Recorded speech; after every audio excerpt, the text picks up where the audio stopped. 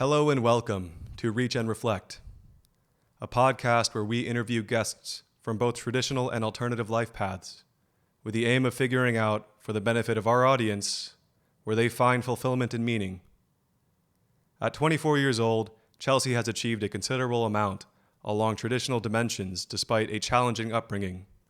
She exemplifies what a commitment to conscientiousness can bring to life, as she acts as a creative director for 2 wellness-oriented companies, produces her own podcast on holistic wellness and Ayurveda, all while managing to be my girlfriend. We discuss in detail the roller coaster of her life, making sure to pull out the details of how family trauma impacted her and depression after shedding her Silicon Valley unicorn, golden handcuffs, were like for her, making sure to highlight practical methods to assist others in moving through similar situations. As always, we ask our audience check in with how well this guest resonates with you. Resonance may be a sign that your path or purpose is along the same lines as our guests. Thank you. And if you enjoy this episode, please leave a rating or review.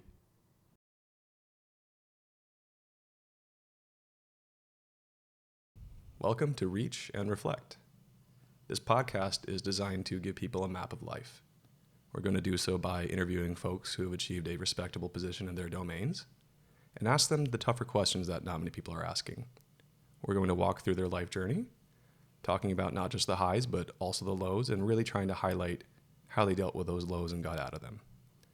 We're also going to ask some of the harder questions that not many people are asking themselves or others, such as, where do you find meaning in life? And what actually makes you feel fulfilled? So, without further ado, I'd love to introduce our guest, Chelsea Spinos. Chelsea is 24 years old and has achieved 2 respectable positions in life.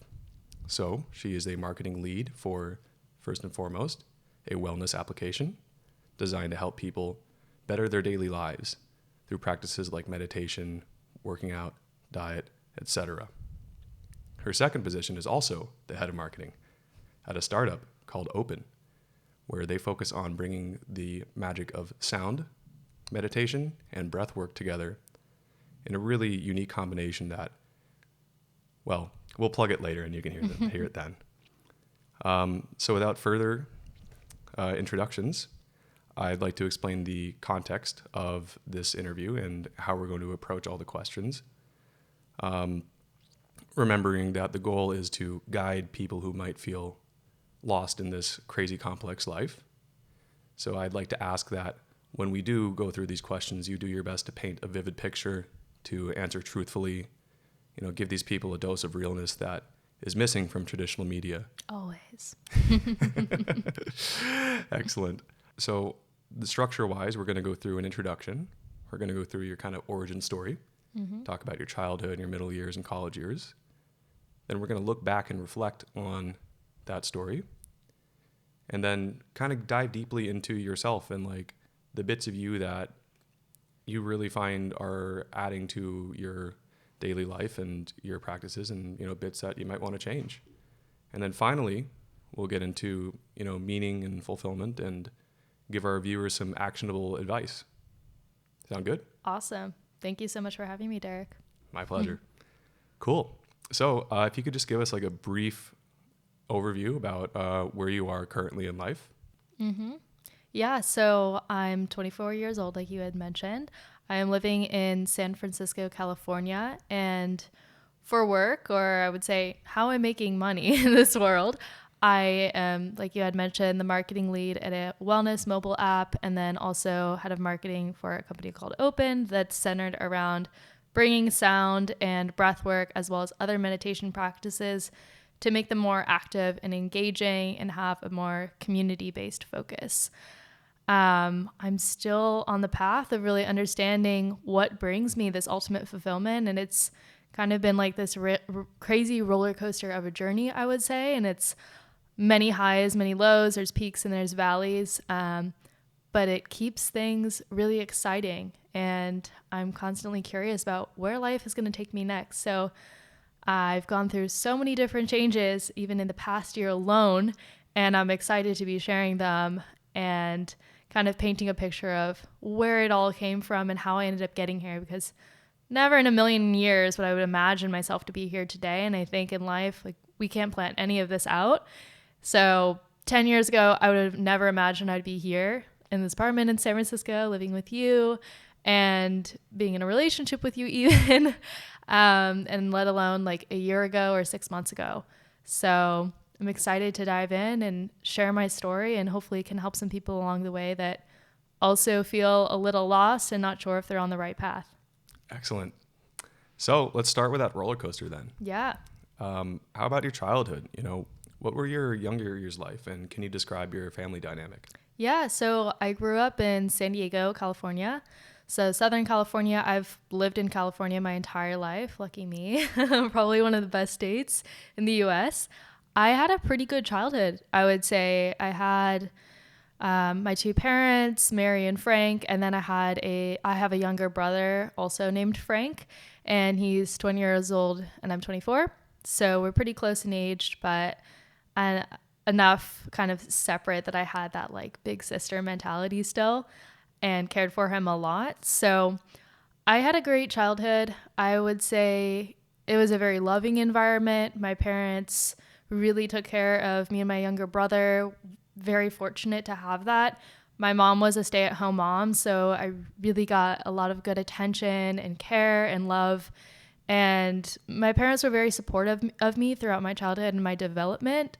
And they've played such a significant role, I would say, in my progression over my life. And they really offered me this great platform in order to develop and grow as a person just from my younger age. So I would say my childhood was pretty incredible, and so blessed and fortunate to have had that. That's good to hear. Yeah, a two-parent household is a huge contributor to people making it in life. Is there anything about your current situation that you can trace back to your childhood? I would say I still have a lot of similar qualities that I had when I was young. And I think when we're children, we're just more tapped into who we actually are, because we're not really hit with all of the rules and kind of expectations that society places on us just throughout our development. And we don't get stuck in the whole like, I need to be fitting in with this crowd, or like, I need to do this in order for people to like me. I think when you're a child, you're a bit more carefree and you're just like explorative and curious in nature and a bit more on the creative side. So I'd say now, being 24 and kind of going through a period of feeling really stuck and confused and not knowing who I was, and now having more self-awareness, I would say I have a lot of similar qualities now that I did as a child. And I think that would just be like being naturally really curious, being pretty ambitious. I was always coming up with new ideas and wanting to act upon them. I had really big dreams and hopes, and I had a conviction that I could achieve a lot, or that anything really is possible. And I think that kind of gets a little tainted over time, because it's like, oh, well, that's not going to make money, or like that will never work out. That's too big of a dream. But I think now coming back to it and really understanding that we're really creating our entire life and our reality, and knowing that you have a lot of power, that also traces back to how I was as a child at a young age. Okay. So can you also trace anything, about your current situation back to your parents' interests? Yeah. So both of my parents were pretty entrepreneurial and very independent. My mom had owned her own business before she decided to become a stay-at-home mom. And my dad was an entrepreneur and owned his own business for pretty much the whole period of my childhood and growing up through high school. So he, again, extremely independent, very ambitious, very self-sufficient. He was also really dedicated to his work and kind of has that like workaholic kind of personality to him, can get really obsessed with something and like very much devote all of his time and energy to it. And I would say I share that same mentality. So finding the right kind of level of balance. But both of them really helped me in understanding like you can do anything you want, and you have the tools within you and the qualities to create something for yourself. And they always were focusing on like you just doing things that make you happy. And I would say seeing them both live that out in their lives really contributed to my mindset now. Yeah, I was going to say that I can see where you get your obsession from? Yes. I have a very all or nothing personality. Oh, you don't say. Yeah. Well, that's excellent. So good to hear about the parents' interest kind of spilling over into your own life. Let's move on to your middle years. Can you, so you mentioned like as a child, you felt a lot more like freely expressive and, Yeah. You had this energy that you wanted to create stuff with, but and you also mentioned that there were like seeming pressures to fit in with group A or group B. So can you talk about maybe what that felt like moving into middle school? Yeah, I think around middle school for most people, they get this pressure of needing people to like them and like being part of like a more popular group of friends and just wanting other people's validation and just understanding like or thinking like that's where my self-worth can come from. If people like me, then I'm a better person. So I definitely felt that pressure in middle school, and in middle school is actually like a big turning point as well for me because we were moving homes. So we were still in the same city, but I was now going to a different school where I didn't know anybody in that middle school from elementary school. So it was a big transition for me of just kind of going into a place where I knew no one. And I remember at the beginning of middle school, I was pretty confident in myself and secure with who I was. But once I got there, I realized it was really hard for me to make friends. And I just always had felt different. So that was another kind of theme throughout my life. Like I felt very different growing up as a child in elementary school. I remember people would say you're very like shy and reserved, and I would say I'm more observant. And I was just soaking in a lot of information. When I got to middle school, I remember people would like make fun of me for being shy. And it would be like thinking like, what? I'm just like paying attention in school and trying to be a good student. And over time, I was like, okay, well, maybe I need to change in order for people to like me. So it started just like changing bits and pieces about my personality, changing how I was dressing, changing who I was choosing to be friends with, even if they weren't people that I actually like vibed with. And I felt that kind of social pressure from middle school and then up into high school as well.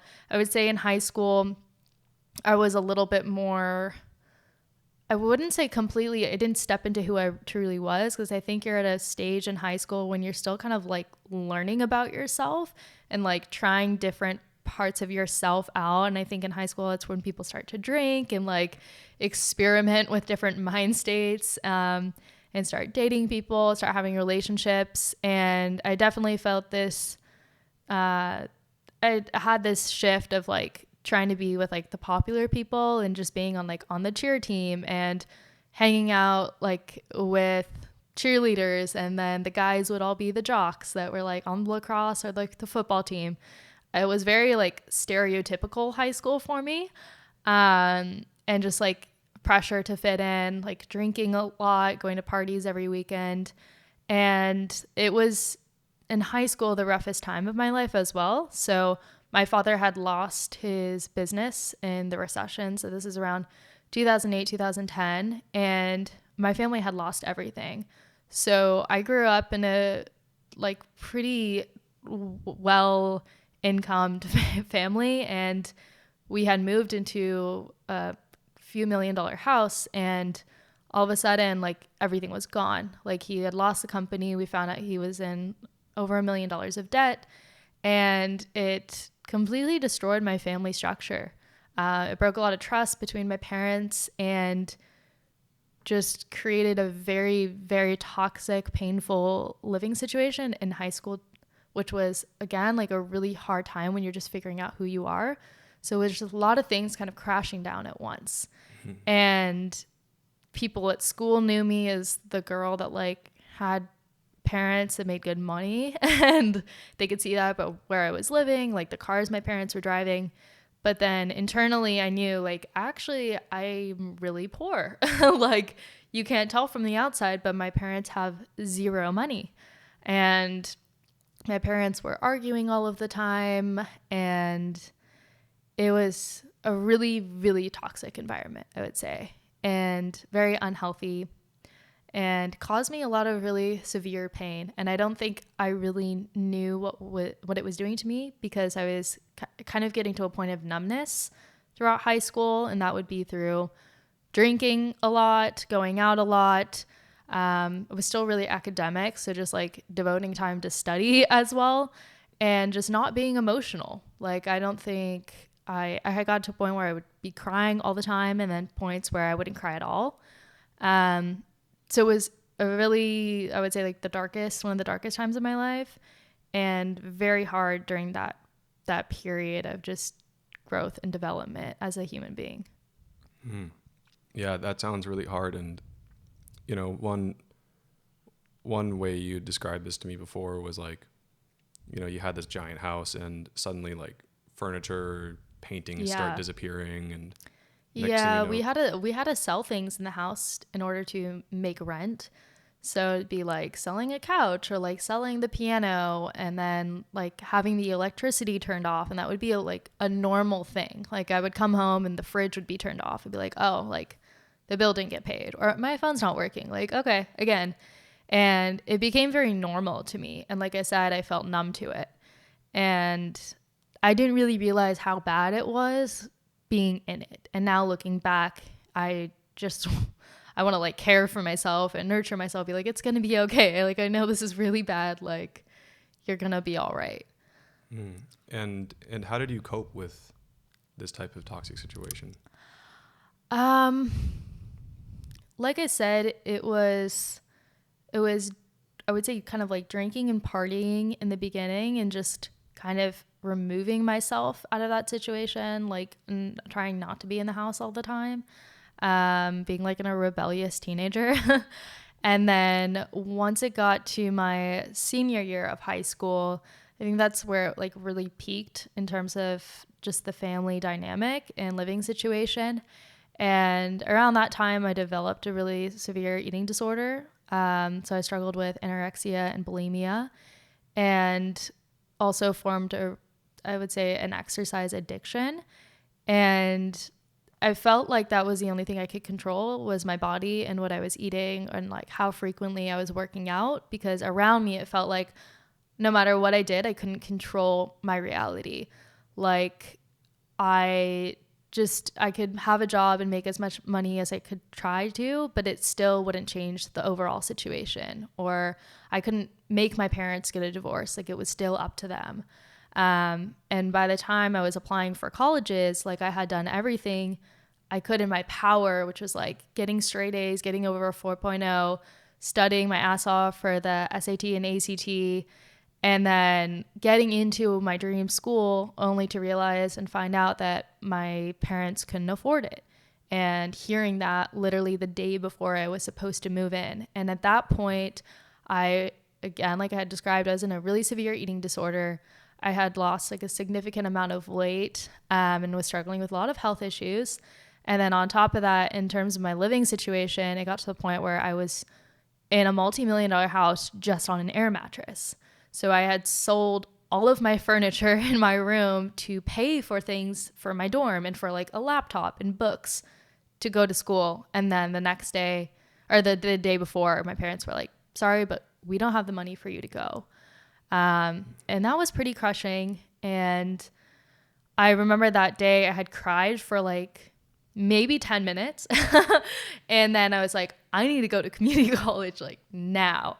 And I was like, this is going to suck because I'm going to have to live at home for like 2 more years. And like, I don't know how I'm going to do this. At that point, I like didn't have a car either. And so it was just hard for me to go around and like also be dependent on my parents, and my mom's still at that age. And community college was a few weeks in, but I was really fortunate to get into classes with my situation. And I'm really just incredibly thankful for actually having that experience now, because it led me to finally getting to college at University of Southern California, which I think played a really key role in my life and my career progression. And then how many years of community college did that take you? I did 2 years of community college. And that again was in San Diego. And I would say it was like some of the best education, if not better than USC. Don't let them hear that. Yeah. And way cheaper. So to summarize real quick, like you had a great childhood, you had a 2-parent household, which is a huge blessing. And, moved in middle school, started trying to fit in, maybe losing a bit of that childhood uniqueness that you had described before. And in high school, things took a turn for the worse. Yes. And, it sounded like you were living a life that had, a bit of a facade to it, right? Oh, definitely. Like, yeah. You're coming home to this giant house and you open the doors and nothing's inside. Yeah. Your room is an air mattress and like a lamp, right? Oh, yeah. And I think it was also really confusing as well, because you're taught that if you gain all these material possessions, you'll be happy and like everything will be fine and like nothing bad's gonna happen. But no one could predict the recession. Like, nobody knew the effect it could have on small business owners and how dramatic that effect could be.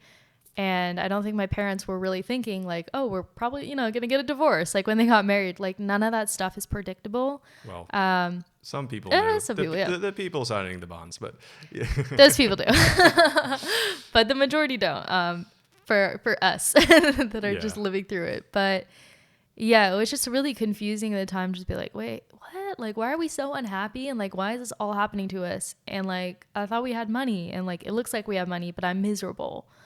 And that was kind of like my first peak and understanding of like, oh, this might actually not be it.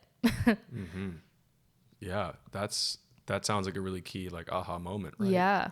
That many people might not get a chance to realize. Were there any other turning points or light bulb moments? I would say like really a key turning point. I think there were inklings of this. I remember, throughout my entire life, I was very academic and focused on my studies and just trying to like get into the best college and trying to land like a really solid job after college. Like I think most of us think about our life path that way. And I remember getting to like my last semester of senior year and having this like realization like, oh, I think I get why people like drop out of college or like don't go, because I don't know if I'm actually learning anything that is going to be actually valuable or useful in the career path that I'm going into, or I thought I was going into at that point. I had worked at a tech company like part-time in college and had like 2 jobs in college. I really like was more focused on my work rather than my studies, and being immersed in that, I was like, oh, actually nothing that I'm learning is useful in what I'm doing. I'm getting so much more experience just doing it. And I also was like, I don't know if I'm actually interested in what I'm studying. Like I was studying communication and there was a really heavy emphasis on mass media and entertainment. And I had zero desire to go into that industry. And when at that last kind of point of college, I was like, okay, well, I should probably get a normal job, because I was really traumatized by my financial situation growing up and seeing my dad be an entrepreneur. And in my eyes at that point, I was like, oh my gosh, like being an entrepreneur is risky, it's scary, and it's going to fail no matter how hard you try. And that really struck a chord with me. Like, just get a very stable job where you can just project your future and you just work your way up and it's secure, and something like that won't happen. And so after college, I had landed a job at a pretty fast growing tech startup in Silicon Valley. And it was for a financial services company. And at the time I was like, this mission like feels super aligned, and they were trying to make the financial system really accessible to everybody. And after everything that I went through, I was like, oh, like, yeah, people should have control over their money and like people should be investing. And I ended up taking that job and moved to San Francisco from LA, from USC. And at the beginning, I was like, this is so awesome. Like, I love my job. This is really great. I love what I'm doing. And at that time too, I didn't know anybody in San Francisco. So like my life was kind of just work at that point. So I didn't really know what all else there was going on in life in general too. I think when you're at the point of just coming out of college, you don't really know what living is. You're still orienting yourself. Yeah. You're still trying to figure it out, and you're just like totally in the midst of all the chaos of everything going on and all the possibilities in life and all the different directions and different skills you can pick up and people you can meet. So I just really stuck to my job and focused in on that. And I really enjoyed it for a while. And then after some time, I'd say a few months in, I got to a point where I was like, is this it? Like, is this really all there is?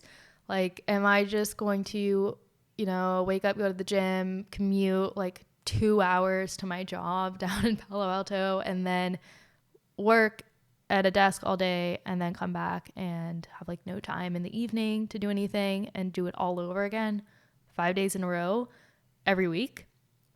And so then I kind of entered like a state of confusion, I would say, of like, what is the point of this? Like, am I actually contributing to anything? Like, I didn't feel the impact of my work, although it was for sure impacting people with the product alone and marketing it.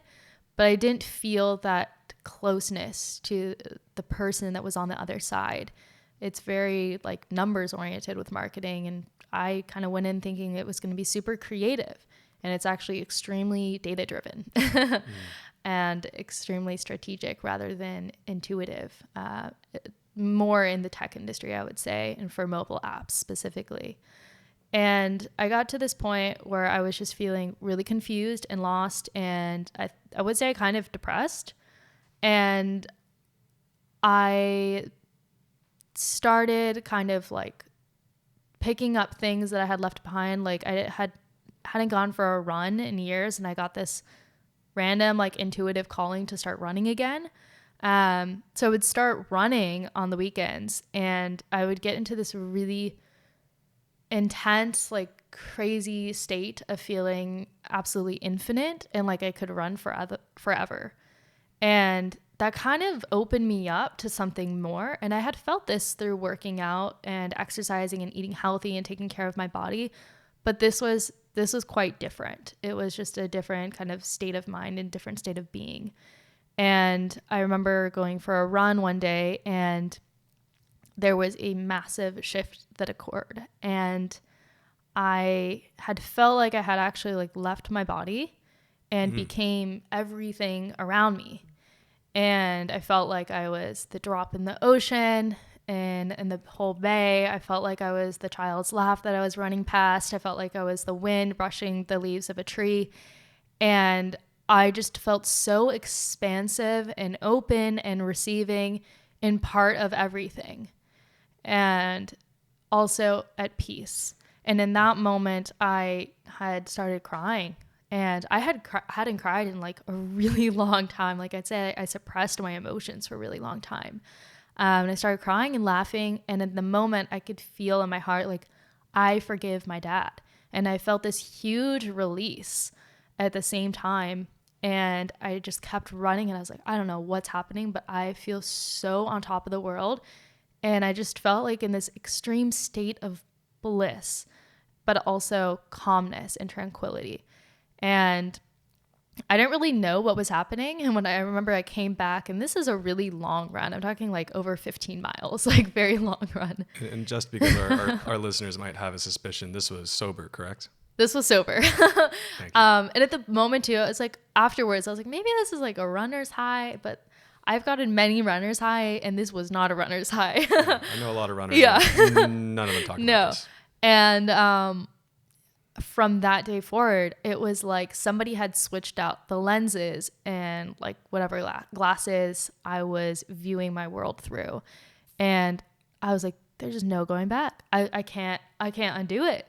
And from that point, I became really fascinated with like, what just happened to me? Or like, holy shit, I'm like really not my body. Like I kind of understood that I wasn't my body and wasn't my mind. But in that moment and experience, I was like, oh, I really get it now. Okay, I feel it. And I went down this rabbit hole of just kind of trying to understand like what might have happened to me from a spiritual perspective, but then also led me to what actually fulfills me and like what is the meaning of all of this then. And it started to lead me down like questioning my job, and my job actually became harder to go to because I think it opened me up to something greater than myself that's more intelligent, I would say, and understanding what my true nature is, what my actual purpose is. And I could feel things starting to kind of drop out of my interest that wasn't actually in alignment with my true purpose or my ultimate path. Interesting. So since some of this terminology might be new for our listeners, you've mentioned the word alignment a couple times, and, you're just saying, true purpose and true path. So, we're going to dive a lot into that later as well, but since it's already been brought up, when you say in alignment with what? And when you say ultimate purpose, like what is that to you, and what might, our listeners want to dig into more for themselves? Yeah. So for me personally, I believe that we've all come here with something, a special gift or some message, some talent, some skill that we're ultimately supposed to be sharing with the world. And it's very unique to us. And that uniqueness is painted and sculpted around our unique experiences, our adversities, our personalities, the different experiences that we have in life are all shaping that so that we can ultimately give it to other people for them to receive and to elevate them and for them to grow and really flourish in this life. So it's like something that is more collectively oriented, but given to you as an individual.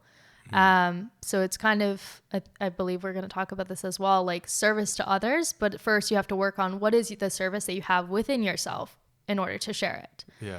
And so when you're working in alignment, you feel like you're doing things that are very true and authentic to your being. And like we had mentioned before, when you're growing up in middle school and high school and you're trying to figure out who you are and you're trying to fit in with certain people and like try things out, you're almost like forgetting who you were when you were a child, I would say, when you're very tapped into who you are and like your personality is at its strongest core.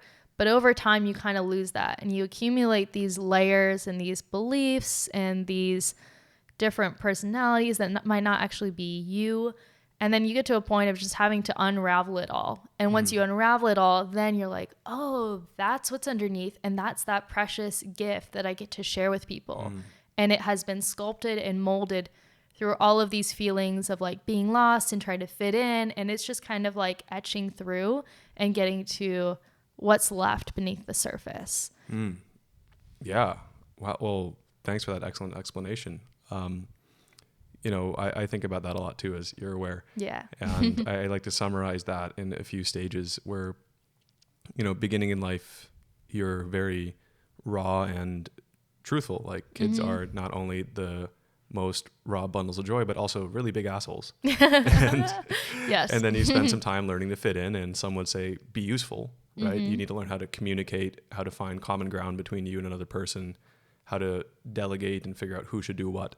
Right. And learn how to operate socially as well. Right. And that's, I think, that fitting in phase. And then a lot of people, I think, get stuck in that phase. And, these are the incredible socialites and, variety of other examples. But there's a phase after that many people forget about, which is then standing out again. And to me, that area is the same as what you're describing, where you need to figure out what is the unique thing you have to offer to the world.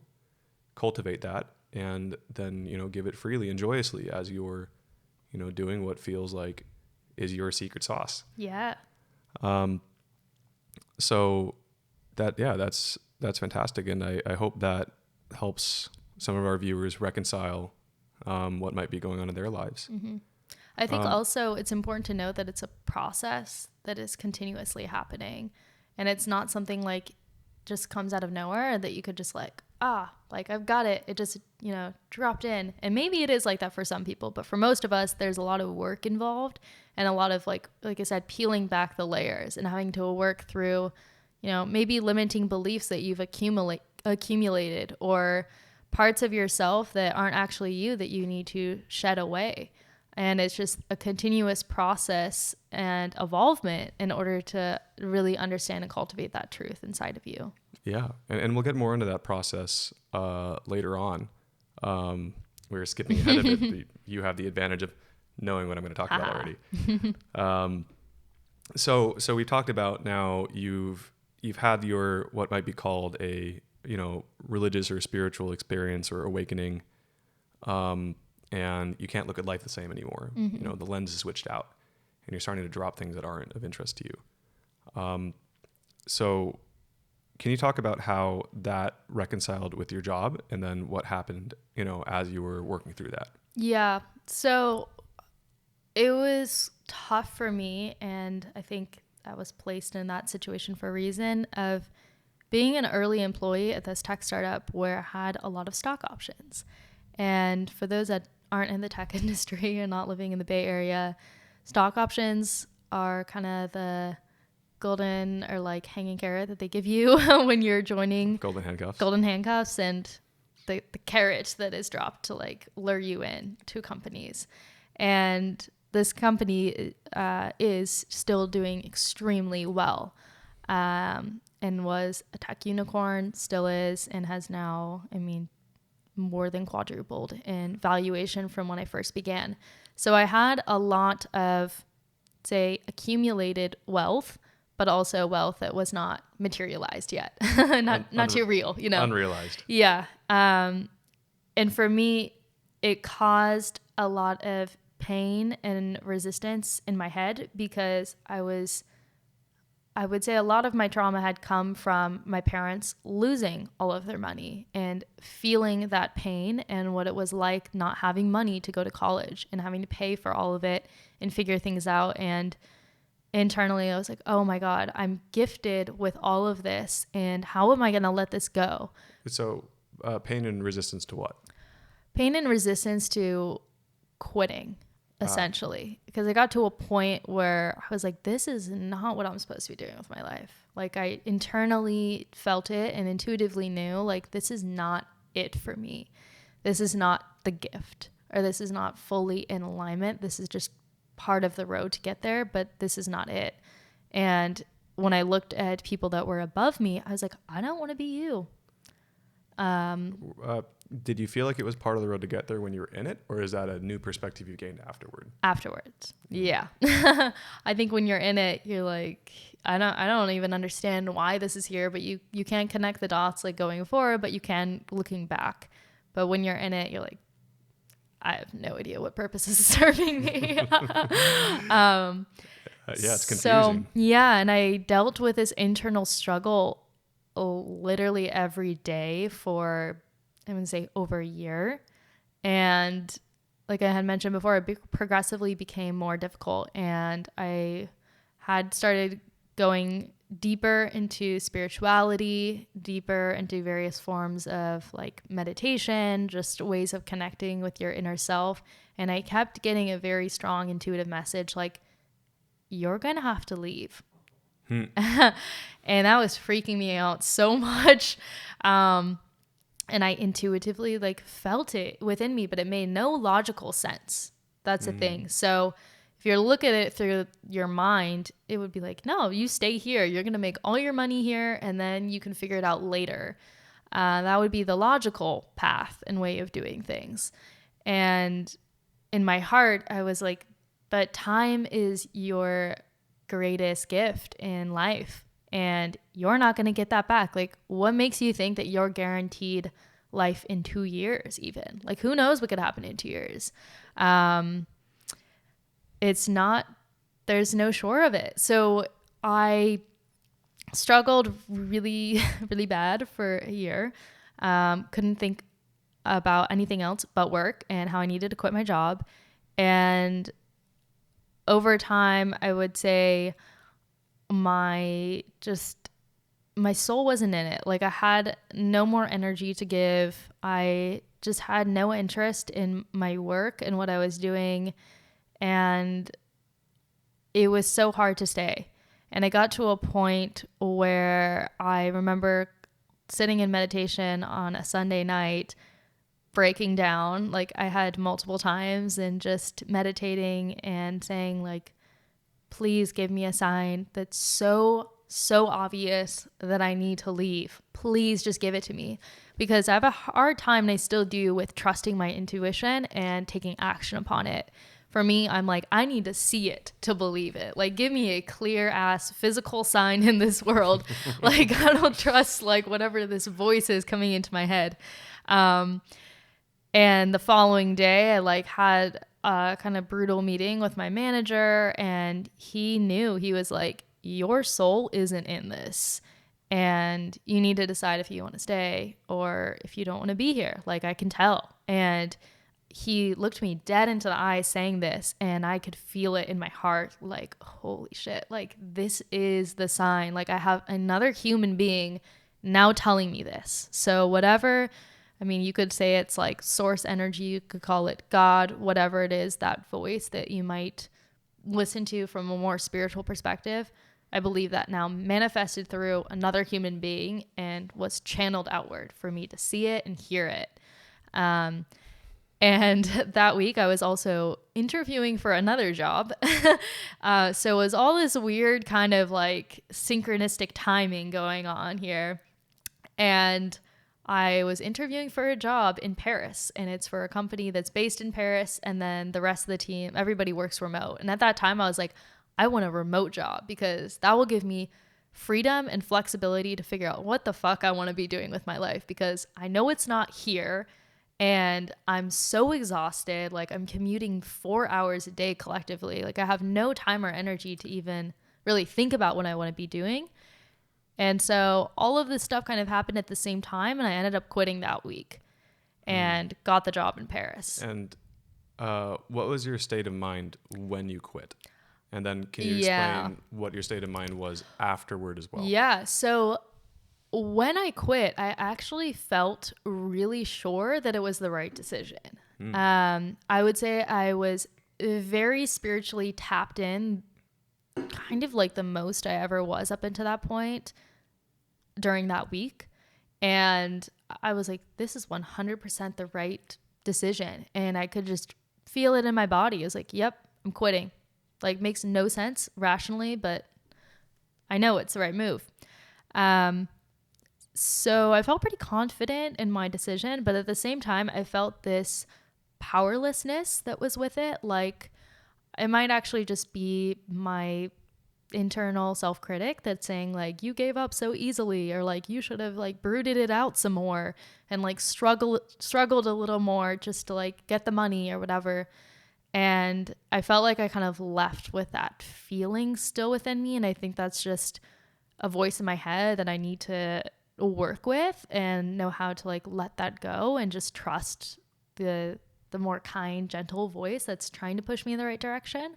But after I quit, it was a whole different story. So I remember the day after I had quit my job, I woke up at 5 a.m. and had a panic attack. And I was just crying in bed and like hyperventilating. And I was like, oh my God, I fucked up my entire life. I don't know what to do. I just made the wrong decision. Like, I ruined everything. I ruined my entire life. And I was like 23 years old at this point. I was like, my life is over. My life is over. Like, there's nothing else. And I didn't know what to do with myself. It was very chaotic feeling. I had so many racing thoughts just like all at one time. And all of that feeling of peace and certainty just dissipated. And I didn't know what to do with myself. So that's a whole other thing of when you have these jobs, you have a structure carved out for you through your day. But when you don't have a job and you don't have a place you actually have to be, you're in chaos. You are in a world of possibilities, and you could do anything with your time, and you could just choose to be with yourself and all of your thoughts, which could be really intense, versus like diverting your attention to your work. And for me, it was like all of this pain and I would say, quote unquote, trauma that I had experienced in my life that I didn't deal with in the moment had bubbled up and amplified to the surface. All the stuff that you were avoiding by dedicating yourself Yeah. to work and obsessively working out.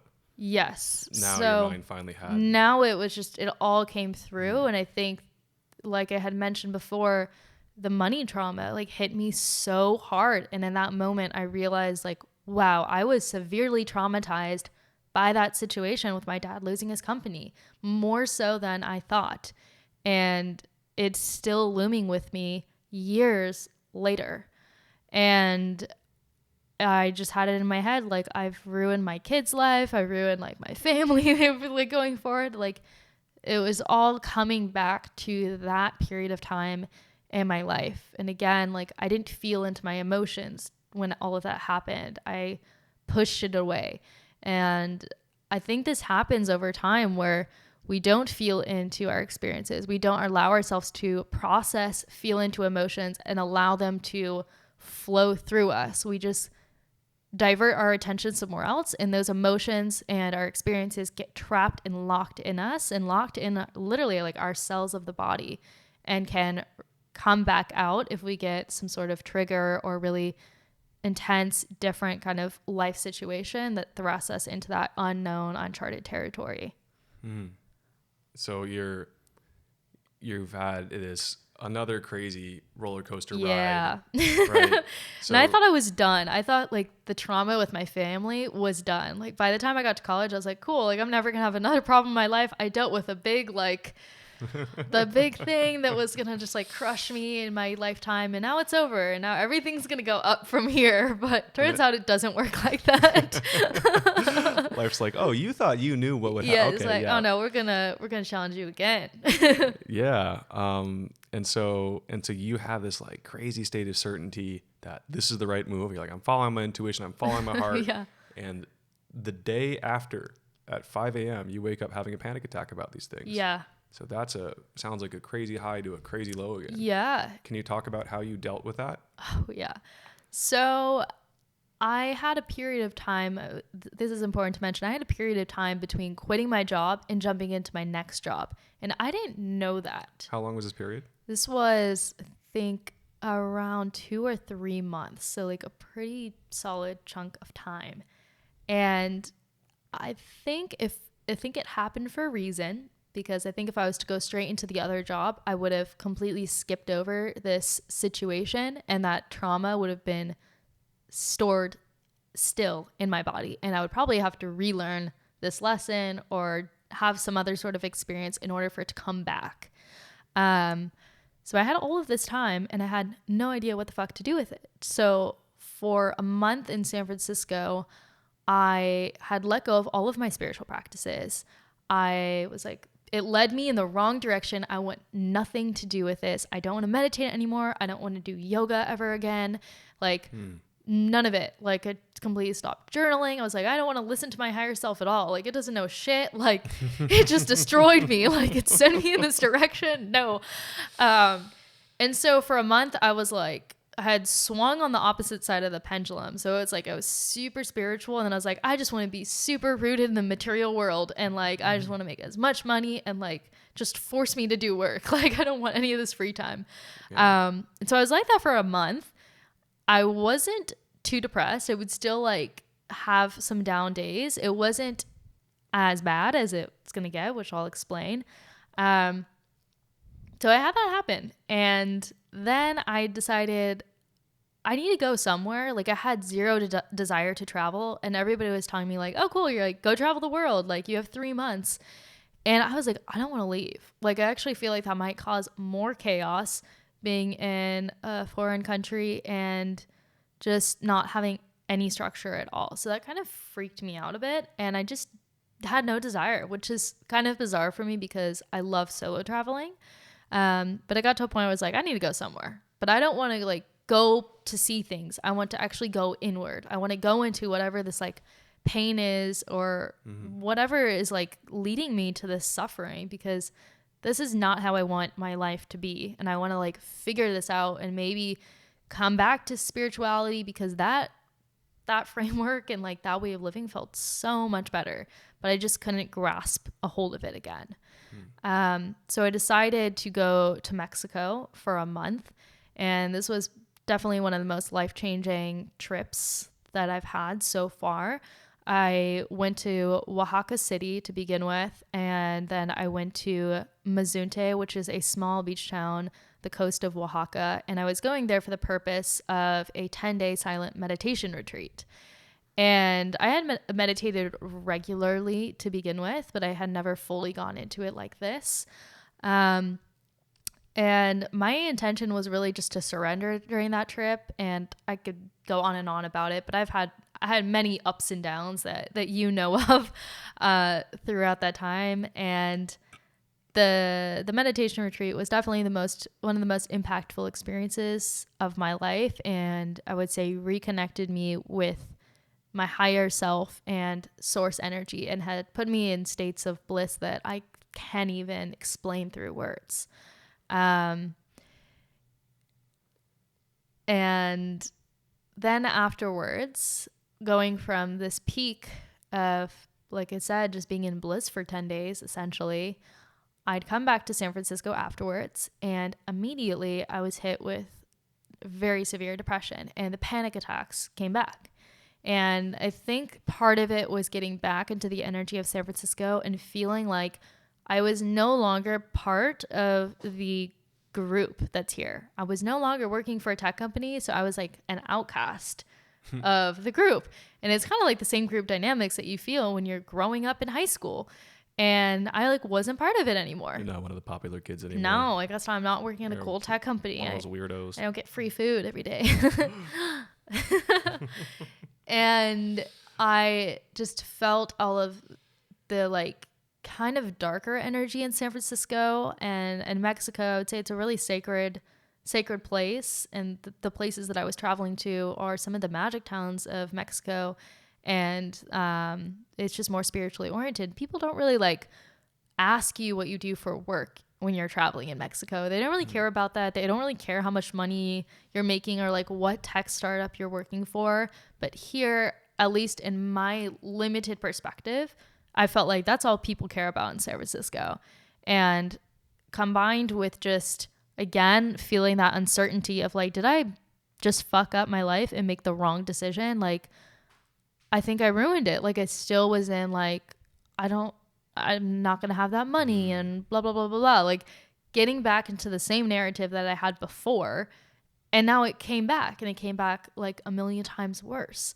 I think there's like a couple factors as well that had to do with like lifestyle and like hormonal changes and whatnot. But I was in a very severe depression that month before starting the next job. So just to recap again, so you have this crazy high certainty you're going to quit your job. Yeah. The next day you get into this insane low. Yeah. Then you actually make a very courageous decision to dive deeply inward to figure out, okay, what on earth is going on with my psyche or my spirit, you know? And as you do that, you have crazy highs that you've never experienced before. And then afterward, even worse lows. Yeah. So this sounds like a wild ride. Yeah. So, and it was, I always had felt like I've dealt with some form of depression in my life in the last couple of years since what had happened in my parents and losing the company. But this was so much more severe, and I felt like, I could feel into like what people are also experiencing in depression. And now looking back, I can empathize with people so much more that are having mental health issues, because you know, it might seem like I have so much possibility at the age of 23 and like, you know, starting a new job and like all of these different exciting things that could come about, but I was still so fixed in my head. And what had happened was being stuck in my head led me to be stuck in the past and the future. And I completely missed out on the present moment. And when you're missing out on the present moment, you're not living from your heart. You're living only in your mind. And your mind, if it's in a certain state, can steer you quite wrong sometimes if you have really limiting self kind of sabotaging thoughts and you're caught into this vicious loop. And I couldn't even tell you what happened in that month because, like I said, I wasn't even present. Like the month went by and I was like, I have no idea what actually happened. Like, And I mean, all that I can really remember is I had, again, extremely bad panic attacks, like every day, multiple times a day. From the perspective of what was happening in my body, I was in a fight or flight mode nonstop. I had never felt so anxious and stressed out ever before. I had gained weight and I couldn't even go to the gym. I couldn't get myself to exercise. My dopamine was so low in my brain that I just couldn't do normal daily functions, like getting up out of bed or like cooking a meal was impossible. So I was just eating like snacks and chocolate and ice cream and like everything bad for me. But I think what was happening is my body was signaling like, I need happy hormones. And one way is like our body is like, I'm craving chocolate right now, because that does send a signal to the brain to like kind of perk you up.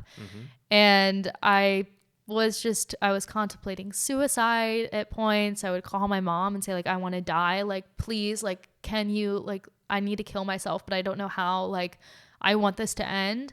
I don't want to go on. And I've never been at that low before. And I thought I was never going to get out.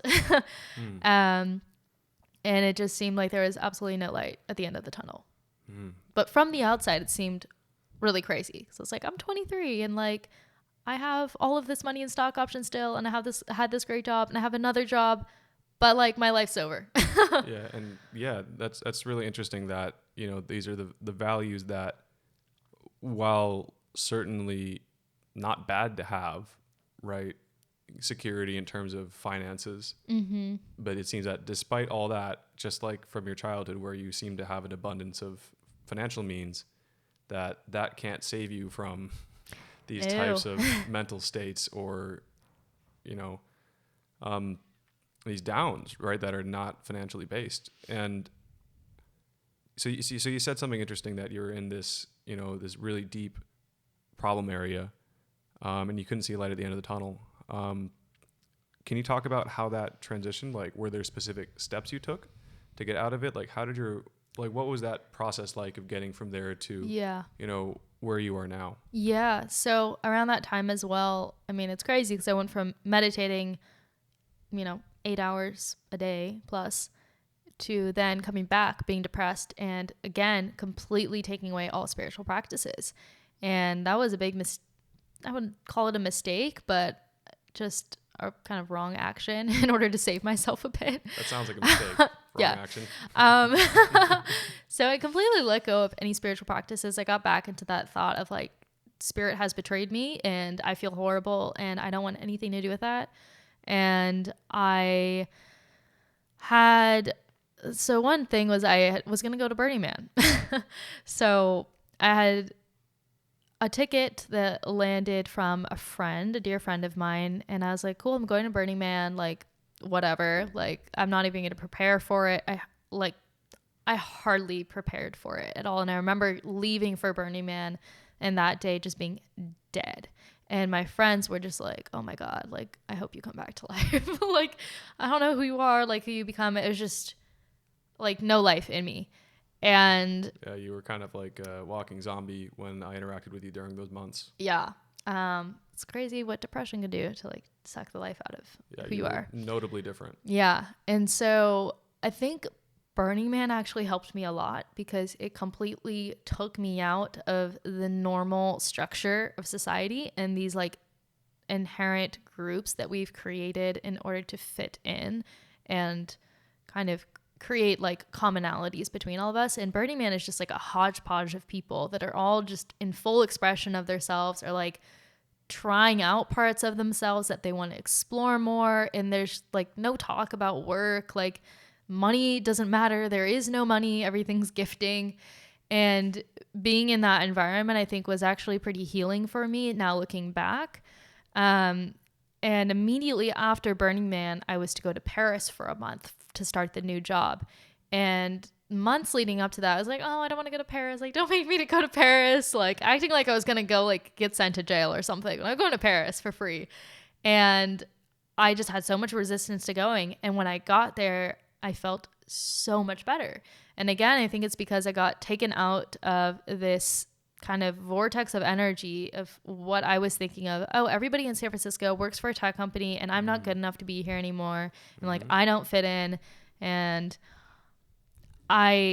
getting out of that and going into a new city where, again, no one asks how much money you're making. No one really cares about what you do for work. It's a very different value structure, different belief system, a different way of interacting with people. And being in a foreign environment was actually extremely beneficial for me. And having the structure of having a job, but then also having a whole city to explore and to tap into different curiosities was very, very important and helpful to me in just tuning back into who I really was. And I took the time in Paris to explore curiosities that I had lost in my job. Like, I had felt like I lost a lot of touch with my creative side. So in Paris, I did like a workshop literally every weekend. I did like 3 jewelry making workshops. I like baked croissants, did macarons, like everything. And I was having so much fun and kind of getting back to pieces of myself that I had lost for a really long time, and just allowing myself to have fun, but then also have this structure of having a job, but then also using my time to do other things that would allow me to be more expressive, allow me to tune inwards. It was like, okay, life sucks when you're not being like more, like for me, it was like life sucks not being spiritually oriented. So I'm going to return to meditation. Like, I'll start reading some books again. I picked up like The Power of Now. That was an extremely impactful book in that moment by Eckhart Tolle.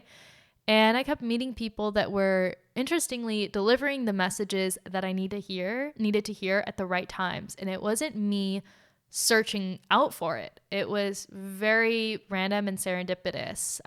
Like meeting somebody that was explaining to me how she had achieved all of these things in the material world, like worked her way up the corporate ladder, only to find out that she felt completely empty. And that led her to then follow her actual passion of becoming a jewelry designer. And really hearing how some people in different countries have the same belief system that I do, and we had a completely different place that we grew up in. And it gave me some more like validity and confidence that I had made the right decision, and I could feel my intuition growing stronger and getting more connected with these little signs that this is the right path. Like, just trust this higher power, this force that is actually trying to serve you and lead you down this path, I think, ultimately to your purpose and to ultimate fulfillment, which for me is my goal. And what I'm looking for now is that fulfillment. Like, I don't have as much emphasis on money first. I have it more on like, how do I get aligned with my purpose and the fulfillment that I'm seeking in abundance on every level, because I believe that's possible. And I'm sure the money will come, and it will be as much as I need, and I'll be taken care of. And I don't need to worry about it as much. So well, that sounds like there's a few things I'd like to just tie together for our listeners and viewers.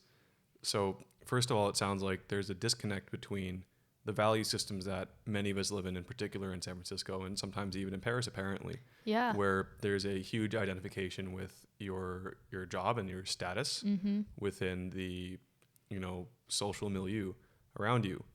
And it took going into different value systems where it was more, it sounds like, based on you as a person rather than, the title you hold in the workplace. Yeah. To kind of like kick you out of that like thought loop. Yeah. And then another interesting thing you mentioned is, and you've said it a couple times now, is this higher power concept. And, I think our listeners, I would imagine, are coming from a variety of backgrounds. Some maybe, spiritually oriented or religiously oriented, and others might not be at all. And, you also mentioned something I think that was really powerful as well, which is trusting your intuition. And so I'd like to find a way to appeal to both the spiritually oriented and the ones who might not be into that stuff yet. And it sounds to me like following your intuition, or the corny phrase, following your heart, seems to be the way to go. And you need to have this trust that, it's really not only trusting, you could call it trusting this higher power, but also trusting yourself that,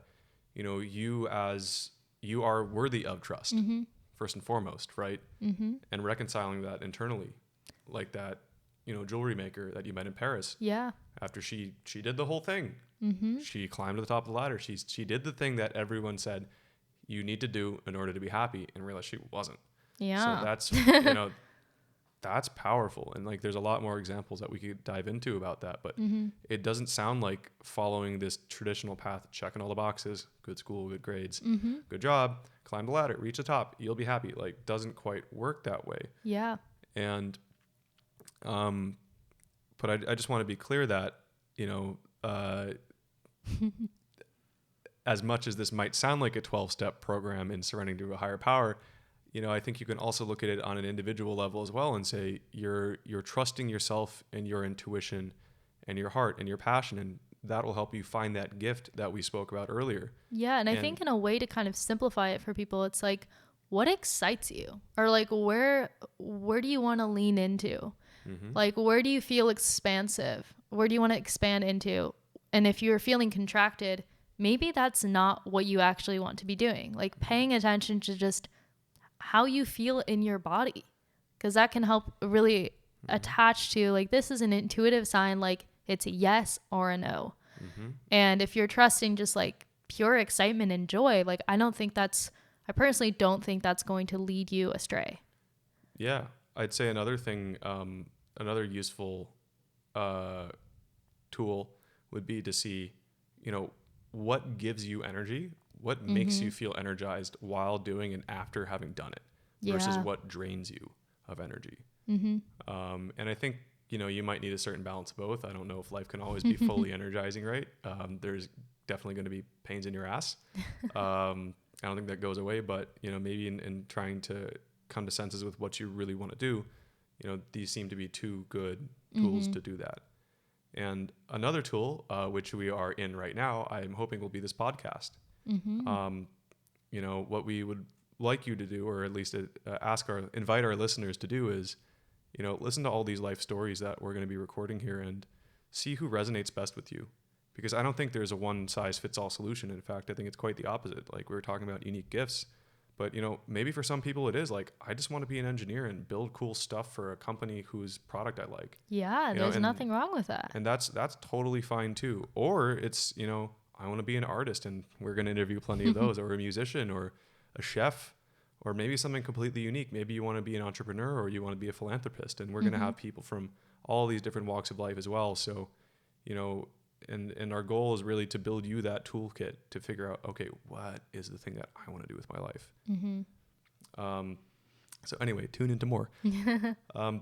So this is great. So we've gone through really, the giant roller coaster that is your life, with crazy ups. Like, first of all, like feeling like you're the breeze in the leaves and like a drop in the ocean and the child's laugh. Like, that sounds insane. And to be clear again, not on drugs. So, all the way down to deep pits of depression, like where it was noticeable to, not only me, but like basically everyone else that we hang out with. And we were like, what is up with Chelsea? Super fortunate that I have friends that dealt with me. I know that energy could be really hard to be around, but I think the people that are able to kind of detach from your energy, instead feed you their positivity or offer you support, those are definitely people worth keeping around. Well, that's really good to hear. And just a quick note on that, because I feel like depression has become extremely prevalent nowadays, or at least we're becoming more aware of it. It's exactly what you just said. And if someone close to you is going through that, do your best to understand them, right? Get down there with them, and, comfort them as best you can, and make sure to listen to what they're feeling and saying. Don't dismiss it. Like, it's not a dismissible thing, for sure. And the next step of supporting tends to be, I'd say trying not to feed it as well. Right? Understanding is different than feeding, and, do your best to love, guide, support, and make sure to, be a light in their life and not another source of darkness, because it can get quickly overwhelming. And yeah, so anyway, so I'd like to move on from like the kind of, life story, and just do a quick, analysis and recap for our viewers, since there was a lot of content there. So from the beginning, so, you grew up in a normal 2-parent childhood, in San Diego. Things are going very well. Both your parents are entrepreneurs, making a lot of money. Mom became a stay-at-home mom, which is I would say one of the hardest jobs out there, if not the hardest. You're trying to raise two humans to be good humans. Like, good luck with that. And everything is going great until, the end of high school. I mean, you're going through the usual thing, like, who do I fit in with? I'm like, what am I? Like, okay, sure. But then stuff really crashes in the family zone, and, you're coming home to a giant house that is barren inside and living on an air mattress. Yeah. You get into your dream college and sell all your stuff in order to buy books. And the day you were supposed to go, you get told that you can't go because your dad can't afford it. So this huge thing has been taken away from you, the thing you've been working towards your entire life. And you go to community college for 2 years, you do the right thing, which is the best thing you can do in the situation, right? All the while you're struggling with, eating disorder and really just seeking to hyper control areas of your life to make up for all of the areas you can't control. Distracting yourself from dealing with the underlying trauma. And, after that, you get a job that appears to be a dream job that, many would consider, a huge blessing to have. And it certainly sounds like it was. But as you're kind of going through the process of orienting yourself in San Francisco, you get this intuitive calling to go for a run of all things. And during that run, you have what sounds like a sort of spiritual or religious awakening. And that just changes everything. And you're like, oh shit, I can't do this anymore. And you develop this crazy sense of certainty that you need to then quit your job. Like, this isn't right for me. And so you do it after getting, some reinforcement from your manager who had seen also like, yeah, your soul's not in this thing. And so you're like, okay, everyone's telling me to do this. I remember also other of your friends were like, just quit. Yeah. All my friends were quitting their jobs in tech at the same time. Yeah, very few people were like, maybe you should think about this a little bit. But so anyway, so you quit your job, you jump off the cliff, and then 5 a.m. the next day, you hit rock bottom, literally. Yeah, 24 hours later. and you're having panic attacks, you're flung into deep depression, your life doesn't have any structure. It doesn't sound like you're used to living a life without structure. Oh no. Right? Yeah, it was very type A personality, control freak. Yeah.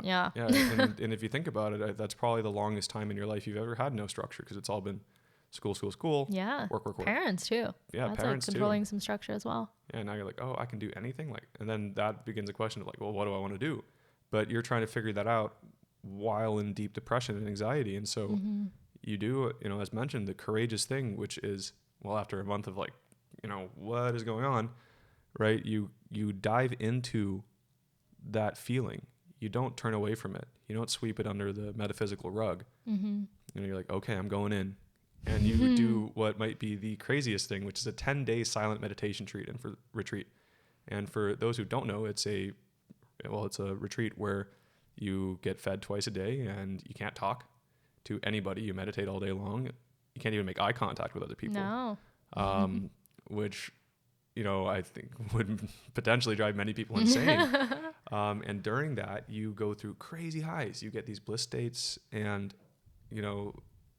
these states of mind and being that sound supernatural. And upon coming home to San Francisco, you go into an even worse depression. Yeah.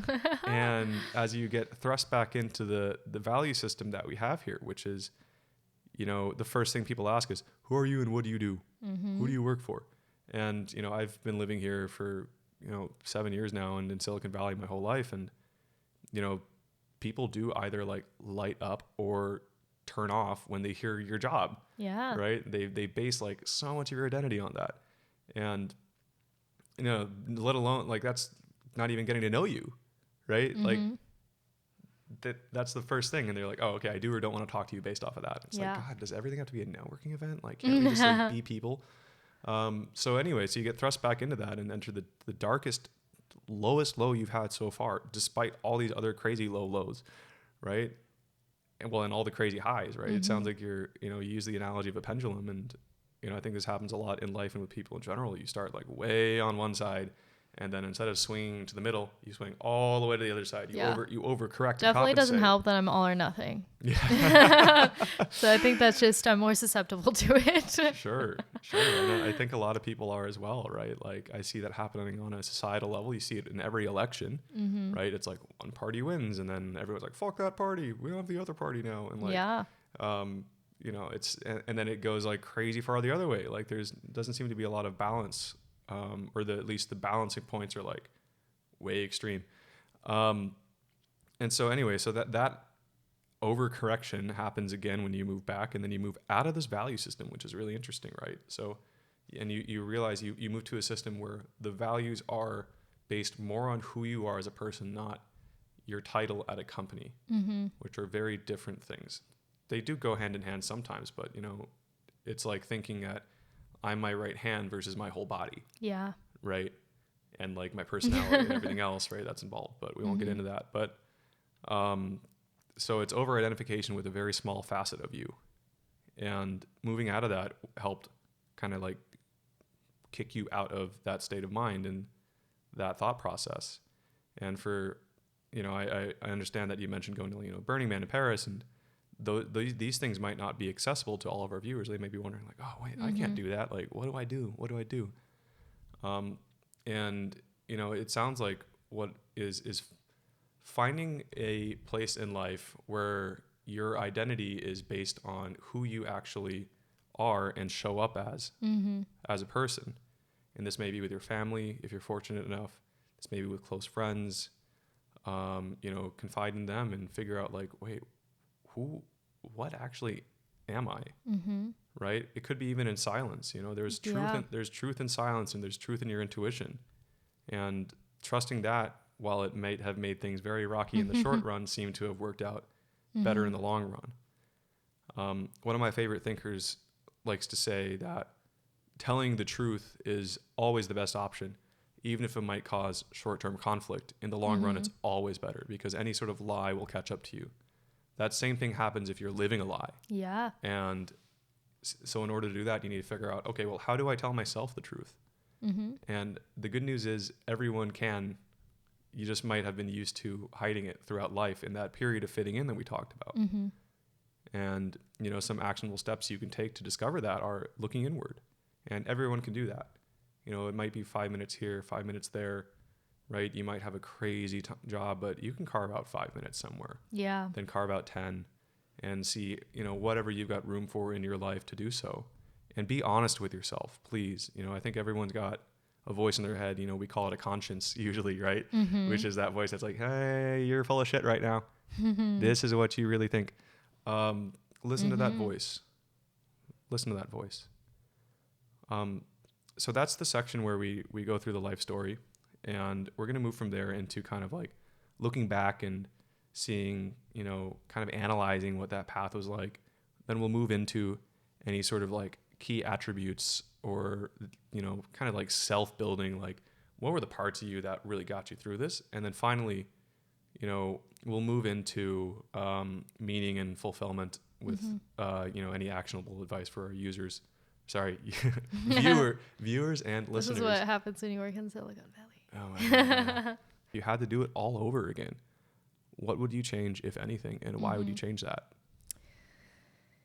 Yeah, I think, like I said, you don't really know where your life's journey is going, and especially not when you're in the moment. And when you look back, you can more easily see how every event, how every pain, every struggle, the high, the low, all contributed to where you are now. And it's hard to say, like, if I just took away that like really low point, would it change the course of the journey to get to where I am now? And since I would say I'm in a place where I feel really good and extremely joyful, just overall, maybe not every single day and every moment, but overall at a whole, I don't think I would actually change anything. And I think the only thing that I kind of looking back might want to do an edit on would be just using my mind a little more with making my decision. And I mean that more as I felt like I had walked away from my position, and my last company with a sense of loss of power and confidence. And it wasn't so much confidence in the decision, but it was confidence with myself. And I think it might have just been at the time where I was a little bit confused and again, like feeling lost and knowing that I need to like switch directions. But I felt like I didn't think it through. And I think for me personally, I still am very logically driven. And if I was to just do like a quick mental checklist and like pro con it out, but then also using my intuition and like still leading with the heart, but then having the mind a little bit involved, I think the transition might have been smoother. But that isn't to say like I would completely change that situation, because maybe that would have taken me off and away from my intuition, and then I would been stuck and feeling the same way over and over again. Maybe I would have missed this opportunity of getting this remote job that's based in Paris. And that job to me is a huge blessing. So I don't know. There's so much I would like go back and change and would call a mistake, because I think every little piece is creating who I am right now and the opportunities that I have for me in this situation and all the opportunities that are still awaiting me. That's really interesting. And, you know, I think overall an uplifting message for our listeners, right? It's despite having been in those situations and in those deep, dark pits that we described, that looking back, you wouldn't actually want to change that because they seem to have been fundamental in your development and gaining the perspective that you have now. So, you know, we always say hindsight is 20/20, but, you know, in this case, the 20/20 look back is really quite inspirational. It's that know that even though you might be somewhere deep and dark, that's normal. That's gonna happen. And that's going to give you the strength. Like when you hit these low points, I think it's really giving you more kind of like energy to rise out of it. So if you have like a really bad peak or bad low, you might have a crazy peak after it. And then it's just about like, how do you kind of sustain it or like get to a level where there's maybe some little dips, level it out a bit, but keep going in that upwards direction. But I think all of the adversities and challenges that you're facing, just look at them as like, this is a blessing and an opportunity in disguise right now. In a very convincing disguise. Yeah. But like, this is serving a purpose, and this is ultimately serving me a purpose in understanding my truth and getting to that point. And it might be painful, but that's part of the process. Like, that's just a part of life. Yeah. You never ever grow by being comfortable. No. Now, maybe things will be less painful than those extremes, but, you know, one can only hope. But, you know, just know that, you know, I want it to be very clear to our listeners, and we'll do this with every interview, is that it is normal to go through this, and you're not alone. And we're going to try to give you tools to deal with it, and in the form of living, breathing people who have been there and done that, and that there is hope, there is light at the end of the tunnel. And also that these things, once looking back on them, you'll realize these actually were key areas where I could build myself up to be stronger than I would have otherwise been. You know, we really want to get away from the type of perfected life that you see on social media and show you the real, raw, totally uncut versions of people who have achieved now what are respectable positions. And so just know that it is doable, and, you know, we'll move on and get to the how after that. So we talked about, you know, changing anything in your past and whether you would do that and which you don't want to. But how about your current situation? If I gave you a magic wand, would you change anything right now? That's a good question. I would say despite it all, I still have those moments of thinking like, am I on the right path? Like, am I really in alignment with whatever that ultimate purpose is or that gift that I'm supposed to be sharing? And in my current state of being, I think it's changing. I wouldn't say changing, but maybe diving more into and understanding limiting beliefs and ideas that may be actually holding me back. And I think that's what we get stuck in a lot, is just this internal voice that's like, that's not possible, or you're not going to be able to do that. And that's something that I do continuously struggle with. And it's like your mind can be, your greatest superpower, but it can also be the greatest blocker to your success. And it could really prevent you from moving forward or really stepping into your ultimate power. So I'd say if you had a magic wand, if you could like remove some limiting beliefs from my head, and who knows what I would be able to produce and act upon and manifest, that might be extremely powerful. So let's dive into that concept of limiting beliefs, because, you know, there are certain things like, for example, I know that if I were to walk into the pool over there with weights on my ankles, I would drown. Yeah. Right. That doesn't seem to be a limiting belief to me, but there might be other things that are. And so maybe we could get into the, you know, what do you see as a limiting belief? Can you give us an example? Yeah, I think a limiting belief, I mean, for a while it was like, oh, I can't do that thing because it won't make money, or I have to choose between, I think this is a common one, I have to choose between money and fulfillment. And we're kind of living in this belief like that we can't have it all and that we have to sacrifice one thing or the other. When in fact, like, we're living in a really abundant world. Like, there's opportunity around us everywhere. For the more kind of like spiritually oriented people, like, the universe is trying to give you everything you need to help you and serve you and push you in that right direction so you could really carry out your purpose. But we get stuck in this belief of like, I'm not supposed to have it all. Or like, I mean, I remember people telling me that, like, Chelsea, you can't have it all. I'm like, really? Like, I think you can though. Like, I really think you can. And that to me is like a massive limiting belief, because we're just thinking it's one or the other. And we're not really understanding that, like, we are absolutely capable of anything. And we're constantly creating the world around us. We're constantly creating our own reality. We're able to change the lens through which we see the world, through our beliefs, our thoughts, our actions. And we hold tremendous power. And it's just getting to act upon it and like listen to your internal self and just do the damn thing. And it's hard when your belief is telling you there's, you know, you can't do this, or there's fear around it, or like that will never work. Your body is just not going to respond, and you're going to feel stuck. You're going to feel stagnant. You're going to be maybe stuck at your job doing the same thing every day, or you're just going to be like binge watching Netflix and like having this idea in your head of what you want to create, but you just can't do it because the belief is just keeping you from acting upon it. So some of our more critical viewers might say, you know, that's all well and good, but you're in Silicon Valley.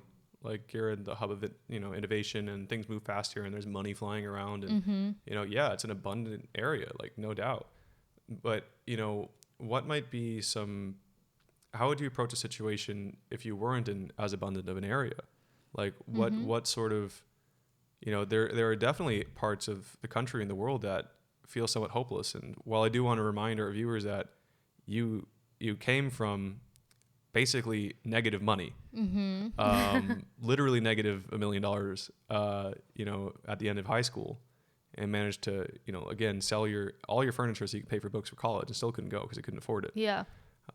Still in a blessed situation though, regardless. Absolutely. Yeah. Overall, like, if you take a global perspective, absolutely blessed. And so again, I'd like to dive into, like, what about those who do feel like they're in a hopeless situation, if they're in that? Yeah. Well, I think another thing that we think is that abundance is what we physically can see materially, and we equate abundance with things that are expensive, right? That are of high value in terms of money, because we've all agreed that money is a system in which we equate value to. But something that nobody can take away and nobody could really change and alter and try to control, I mean, they can try to control and manipulate, but you ultimately have the power over, is your mind and is your perspective. And if you're able to shift your beliefs into one that's abundant, no matter where you are in the world, the abundance may come through in other forms that are actually beyond just material form. So you might have abundant relationships. You might have an abundant family life. You might have a beautiful relationship with your children, or maybe your community around you. It doesn't actually have to physically look like you're in, you know, a palace or some beautiful beach location. Like, it might actually just be in your head. I know there's like plenty of stories of people that have actually been in jail and have been like, I am so happy. Like, I'm joyous. And it's because no matter what the surroundings are, or whatever the circumstances are that's surrounding them, they have the power and the control over their mind and ultimately their perspective and what they can feel internally, which is where true abundance lies. It is all within here. It's not all just outwards, and it's different for everybody. People can define it different. And so you have the power to figure out, like, how do you want to define it? What are your values? And where do you think of abundance to be? And that could be totally different for people. Yeah. So it sounds like a reframing of what abundance is needs to change, and again, I think we've mentioned multiple times that, having the money or not having the money didn't really seem to change your state of mind, or it might have in the beginning, right? Yeah. Once you realize, like, oh, it's actually not the having the money or not having the money that caused the problem and the depression. It was realizing your frame of mind was completely off. And then going through having to really, like, destroy that pattern of thinking that doesn't actually align with the reality that your abundance and fulfillment comes from other areas in life. Yeah. Which, can be supporting your family or having great relationships with your friends or your significant other, or maybe your community. So yeah, that's an interesting reframing and kind of goes counter to a lot of what we've been told, which we will dive more into in a bit. But okay. So the next bit I want to talk about fear and inspiration. And, we talked actually, about many moments in which you were afraid. And so I think I'd like to move on to the next question, which is just broadly, how do you deal with fear in your life? I mean, we all deal with fear, and I think it's just a natural response to areas in our life that we actually need to lean into and that are trying to allow us to grow and thrive if we go into it. Obviously, it's really hard because fear is a response to the body, like, don't do this thing. But I think the only way to get over fear is to really take action, and there's no other way to really break through it. Because if you're just locked in your mind, that fear mindset is just going to keep perpetuating, and it's just going to limit you, and it's going to keep you stuck. Your body's never going to move forward, not going to do anything. So just leaning in and acting upon what might scare you, and then taking note of what it feels like afterwards. Because afterwards, I guarantee you're going to feel incredible. You're going to feel like you just up-leveled in some capacity. You're going to feel like maybe you got over a limiting belief. Maybe you healed some past wounds or trauma. And you're really up-leveling as a person. You're stepping into a more divine, higher version of yourself. And of course, like, if fear is challenging. Like, this is not by any means easy. But again, it's just, how can you lean into it? And like, when you have a fear, can you pinpoint why are you fearful about that? And see, like, is it a limiting belief? Can I change that limiting belief? This reminds me of a quote that I can't remember who said it, but everything you've ever wanted is on the other side of fear. And for those listeners who are not spiritually inclined or don't believe in anything divine, modern psychology has proven, like, the most effective way to get rid of people's fears is to throw them into it.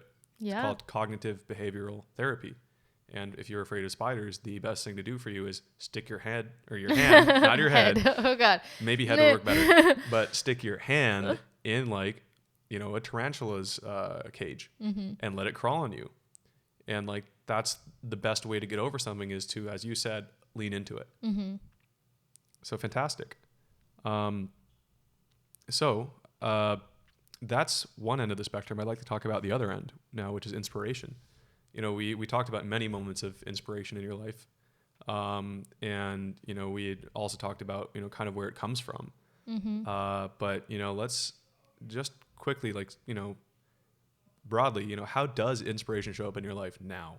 Is it, like, alone? Is it with another person? Like, what setting does it come in? And can you paint me a picture? Yeah.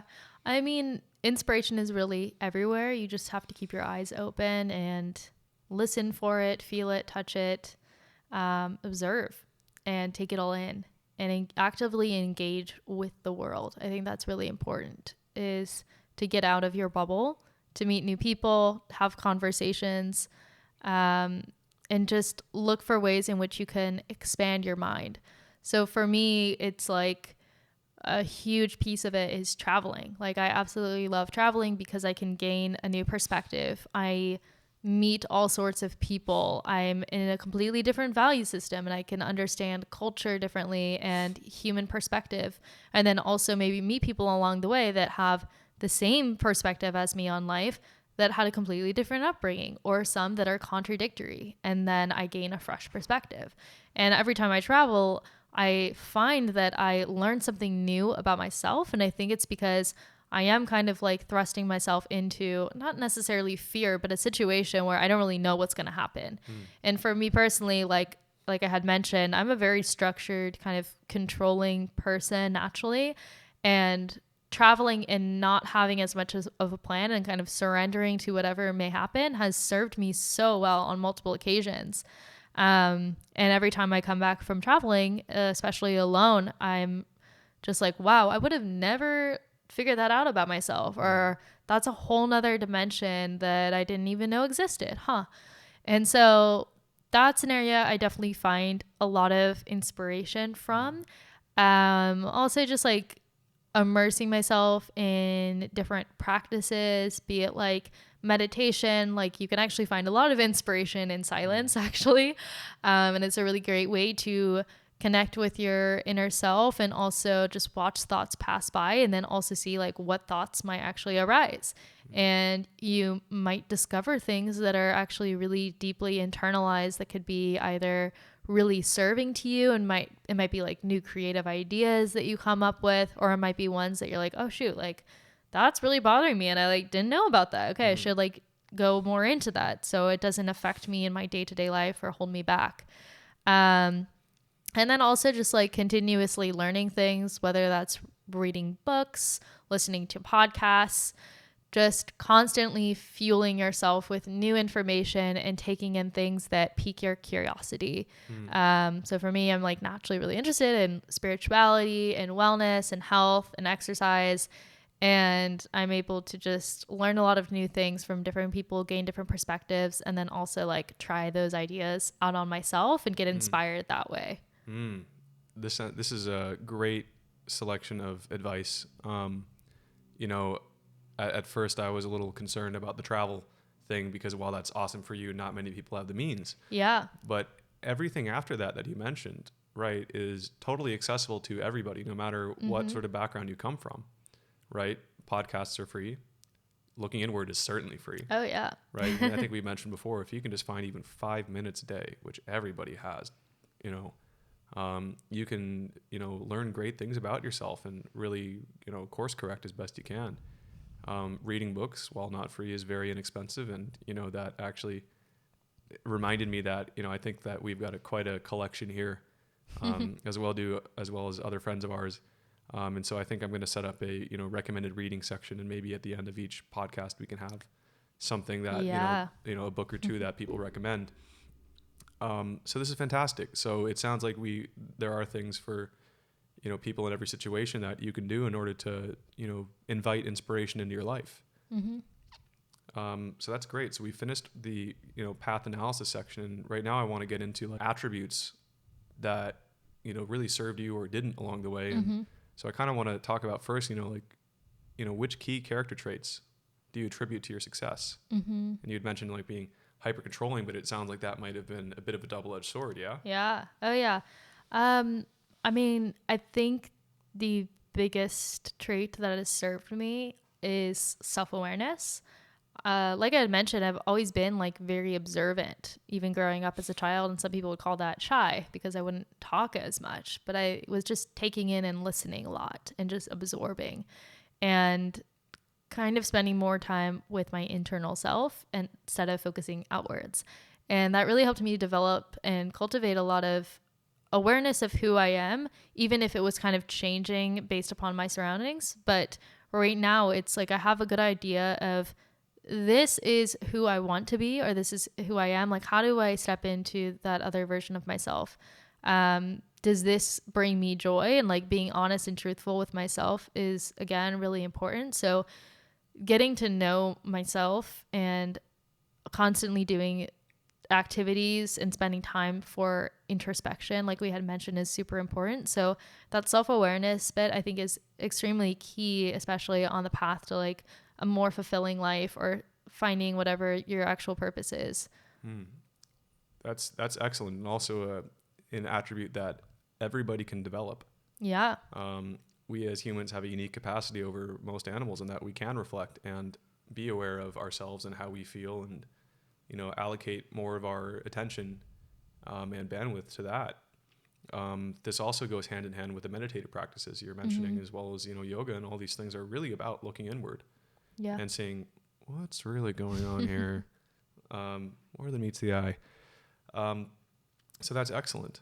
And then the next is, you sort of answered this as well. I wanted to ask, which attributes came naturally and which did you have to develop? But it sounds like, this was a bit of both, where you're naturally self-aware and you leaned into that, and that's what helped you get to where you were. Also, and please keep me honest here, it seems to answer the next question that I have, which is asking, how did you discover your strengths and your shortcomings or flaws? And it also sounds like the answer is self-awareness. Self-awareness, I would say, like, a good strategy for doing this as well is like, I don't do this as much anymore, and I really need to pick it back up, but journaling is also extremely beneficial. That could be just like stream of consciousness, like you just write for like 5 minutes, whatever comes up, right when you wake up and like right when you go to sleep, and you can like see what's actually like going on internally, or even writing down like what scares me or what is blocking me, and like asking yourself questions and then answering them. Like, you would be really surprised of what you can find out about yourself if you just listen and take some time to do so. Excellent. So this is another, 5 minutes at the start, 5 minutes at the end of your day of practice, right? We're at 15 minutes now, which I'd like to say I think everyone does have in order to make, meaningful improvements in your life. And this actually dives into the next question, which is, how do you address your shortcomings or flaws? Sounds like the same deal, which is pay attention to yourself. So that said, this all sounds very easy and simple, but as we all know, many things are easier said than done. And so in keeping with being real and honest, can you talk about something that you're struggling with right now, or anything that might be keeping you up at night? I would say right now, I'm still struggling with what is my purpose. And I think that can also be like a bit of a moving target, because I find myself saying like, this is my purpose. And then I do it. I'm like, okay, actually, maybe it's not. This actually doesn't excite me. Or like, this might actually not be in alignment. And it might have just looked really good on the outside, and it's not the inner truth. And I think with that, what also scares me is just knowing the great responsibility that comes with having your unique gift and having to share it, or supposedly sharing it with the world. And that responsibility kind of scares me. And also knowing that I have so much power and that all of us do, that also scares me. And knowing like, wow, we can do pretty much anything. And I need to somehow serve other people. And am I going to be able to get past my limiting beliefs? Like, am I actually going to be able to step into that self or the version that I want to be? Am I going to be able to shed those layers? Am I going to get through this trauma? Like, will this ever end? Like, all of these things still are with me. I think I've gotten better at managing them. And how do you manage them? So like I said, meditation, I would say, is really key, and just being honest with myself and feeling into my intuition. And knowing that where I am right now is far better than what I could have imagined a few years ago, and even 6 months ago when I quit my job when I was in a deep depression and thought my life was over. Like, this is so beyond what I could have even come up with in my head.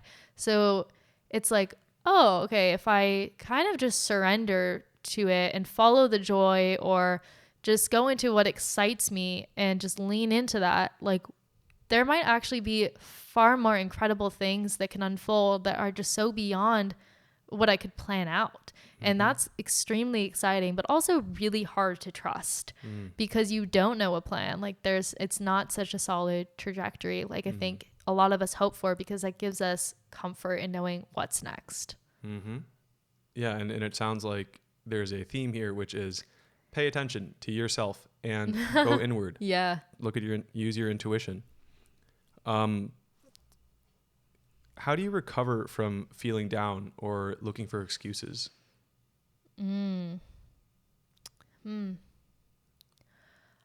So I think after that period of like darkness, I would say, I realized how important it is to have a routine in place for yourself, and doing different practices that, again, keep you feeling balanced and cared for and just at peace in some capacity. So for me, it's like daily meditation, exercise, eating healthy food. Like, these are very simple things, but can make an absolute world of a difference and can dramatically affect your mood and your perspective if something bad happens to you. Again, it's easier said than done, but if you can get into this habit of just training yourself, like, no matter what happens externally in my surroundings, no matter what the circumstances are, I am going to stick with this practice. I'm going to stick with this routine, and I'm just going to do it. I really truly believe that those habits can save you from those situations and really keep your mind and your framework and thinking in line with what's going to actually serve you. Mm-hmm.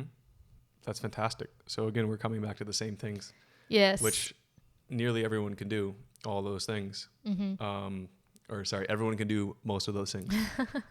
That also resonates with me a lot. You know, that's how I like to deal with my issues as well, is, you know, it's keep moving, you know, move through them. And, you know, whether it's, you know, a tradition of cooking something for breakfast or, you know, whatever your ritual or habits are, that'll give you the stability to stand on to really examine what needs to change.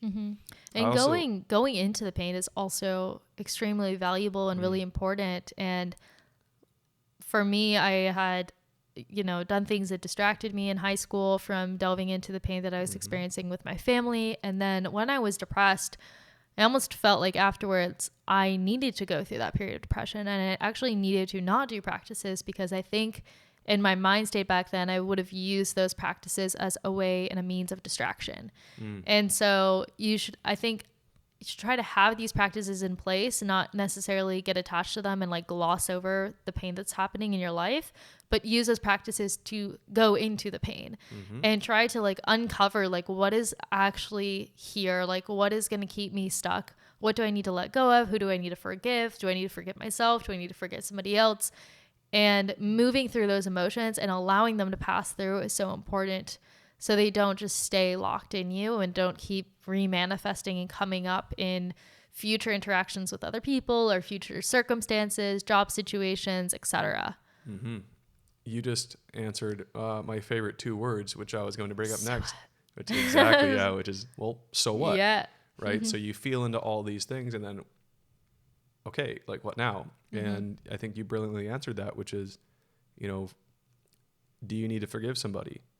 Or maybe it's a forgive, and also maybe you shouldn't be hanging out with that person either. Like, that's also a valid path, right? Oh, yeah. You know, sometimes you grow apart from people. That's natural, right? Or is it myself that I need to forgive? But in order to do so, you know, forgiveness is not you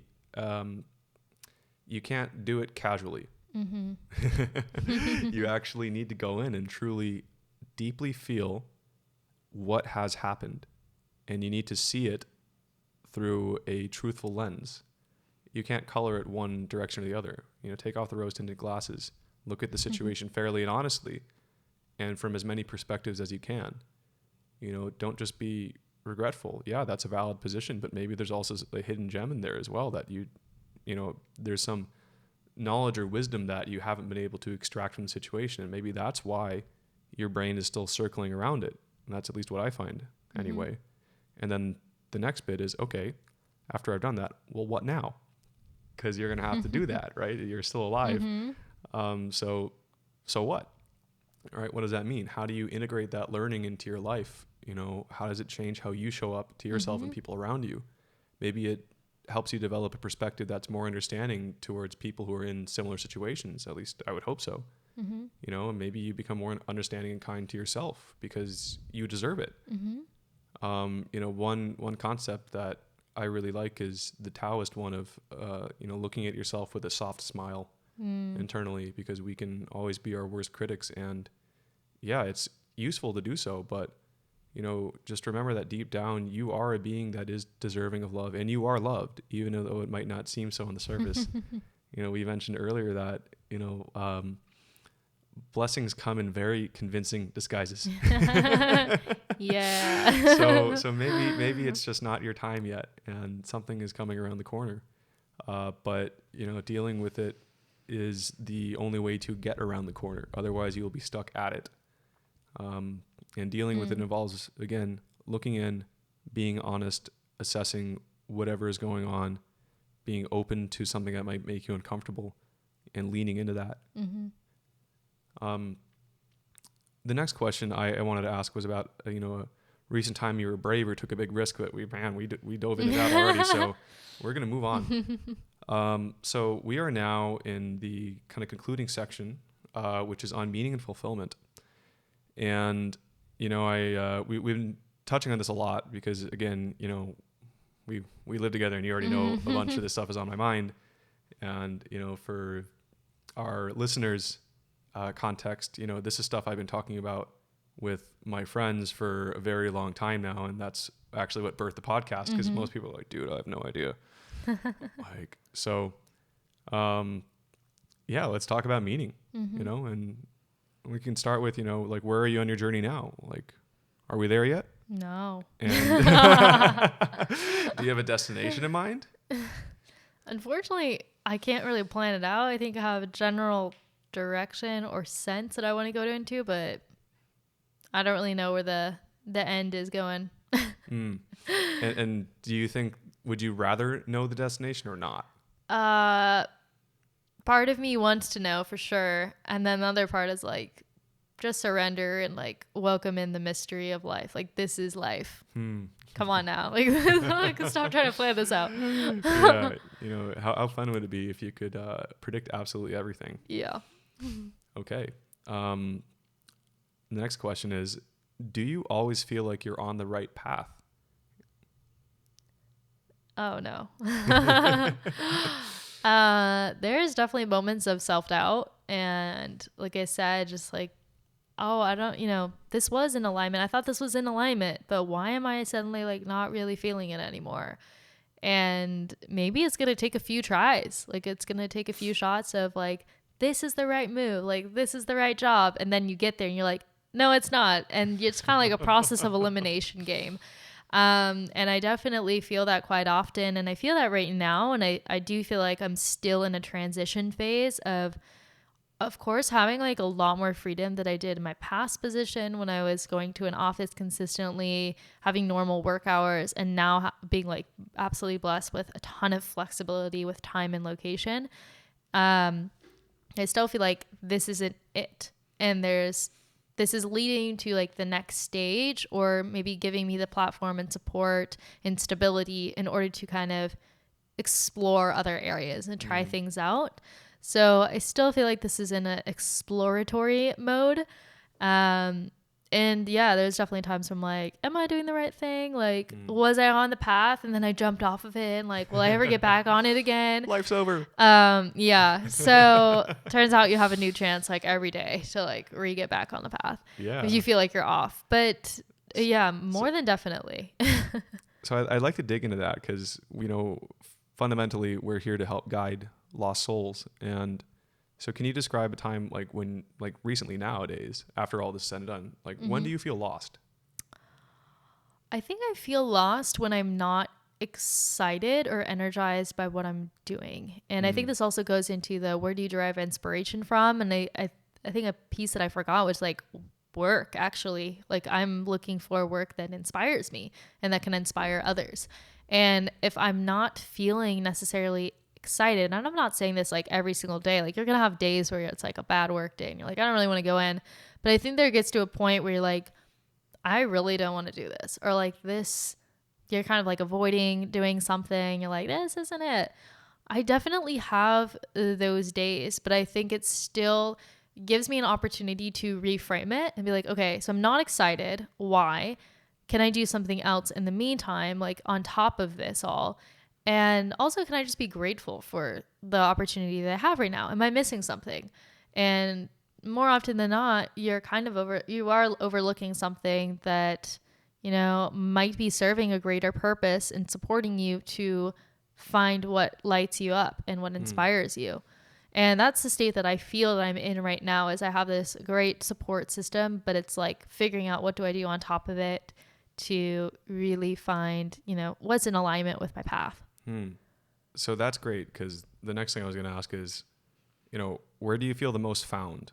So like, what does make you feel fulfilled, and like, where do you find meaning? And that doesn't necessarily have to be career related. Yeah. And I just want to, one more thing to set this question up is, I ran across an interesting framework before for talking about intention. An intention could be like, many people say like, my intention is to score 20 points in basketball today. But I think really at the core, the deepest level of intention I can find is this dichotomy of serving yourself versus serving others. And so I want to dive into that. So like, if you could frame it around fulfillment and whether or not you notice a difference between fulfillment when you're serving just yourself or others. Yeah, and I think you actually need both. And for me, service to self is still, I think, aligned with service to others if it's done in the right capacity and with the right intention. So for me, what it looks like service to self is, am I taking care of myself? Like physically, mentally, emotionally, spiritually? Like, am I meditating? Because that really levels me out and keeps me calm and centered. Am I going to the gym and working out? Because that brings me a lot of joy, a lot of energy, and just makes me feel really good. Am I eating really good food? Because again, that plays a role in how I feel in my body, how I feel mentally, and just the energy and life that I can bring to the people around me. So there's elements of self-care and service to yourself that all trickle into how you come off and how others perceive you, which again is like more in service to others. So it's, you're doing both at the same time. As far as service to self goes, or service to others with fulfillment, I think that's definitely the area that I find most fulfillment with. And I think ultimately all of us will be finding fulfillment with. And I've noticed this for a while when I was really struggling with like, what do I want to do with my life? Or like, why am I not inspired by like tech leaders or like tech executives when this is the path that I'm on? I would always be looking at the people that were motivating and inspiring and, like being motivational speakers or writing books or leading meditation retreats and being in some of those experiences firsthand, seeing the interaction between the person that was delivering the message and giving those words of inspiration and wisdom, and seeing the effect on the other person and the way that they would lock eyes and look at each other. And I could feel like that person must feel so incredibly fulfilled to know that they're making such an impact on this person, even if it's just like very simple, like a few words they said in a talk that they gave or like one book. And to me, I'm like, I want that. Like, I want to feel like somebody has stepped into a better version of themselves, has healed something, just feels more alive in their existence because of something that I did that was just channeled through me from me just being myself. And that is aligned with service to others. And I've noticed that everything that I do that is like either sharing information or sharing knowledge that I have that's really helped me in my own life that can benefit other people, and like getting a response back that like, hey, this really helped me out, like that lights me up internally. So now I'm at the point where I'm like, how do I lean into that more? How do I trust that? And like, maybe that actually is where my divine purpose is, but I just need to trust it a little bit more. That's really interesting. Many people might think the extreme end of service to self is, like stealing, right? Yeah. Or, you might say like Buying all the stuff, like yeah, exactly. Buying shopping spree. clothes, right? Exactly. Or, drinking yourself under the table or Yeah. doing drugs, Yeah. right? That's one way of being, self-serving. But yeah, you brought up a really interesting point, I think, which is making sure that you're operating at your optimal level so that way you can be of better service to others, Mm-hmm. right? And I think that's a really important distinction to make. And so at the end of the day, you're serving yourself in order to better serve others. So Yeah. that to me says the base intention is still others. You're not going around saying like, I want to be the sexiest Instagram model there is, and I want to have all the followers, and I'm going to be the number one, Yeah. I have like as if, no captions, like nothing to serve people. Just or like deep quotes under photos of your ass. Sorry, girls who post photos of their asses. We love you. Please keep doing it. no. I love you. Just kidding. So yeah, that's a really interesting one, and thanks for answering that. Truly in actually what I think is a really nuanced way, and does leave room for both, right? Don't work yourself to the bone trying to serve others, right? Like, I think many people we know go that route, especially the philanthropists, right? That they forget to take care of themselves and they end up with like drinking problems or something that actually ends up taking away from the long-term sustainability of their practice of serving others. So there's a balance that needs to occur here, and the balance tends to not work best at the ends of the spectrums. You can only do so much in a given day, so be real about it. Cool. So the next thing I want to ask you, is, what motivates you and gets you out of bed every morning? Because it sounded like you had some trouble with that for a period. Yeah. I would say, despite being somebody that likes to plan everything out, just the mystery behind life excites me every day. And knowing that every day is a new opportunity to step into that. And we have just so many possibilities that are before us that we just need to grasp onto and just lean into. And that might unfold like the greatest story ever. And something that I've been kind of introspecting on, and like a question that's been in my psyche and like has been like motivating me, is thinking about my life as a novel, and I'm the writer and I'm the main character. What would I have her do? And being able to continuously write that story and just create this masterpiece of life. And that's like what kind of keeps me going. And of course, it's not just that, it's also like relationships and people like you, and just like being in a very loving environment and also developing in that way, because it's not just about work. There's tons of other dimensions to develop into and that you can devote more focus to at different times of your life, and just further developing as a person overall, and going into the totality of my existence and seeing every day as an opportunity to just learn more about myself, learn more about who I'm supposed to be, and maybe get closer to whatever it is that I'm supposed to really be doing, and the purpose and the service I'm able to give to others. That's a great answer.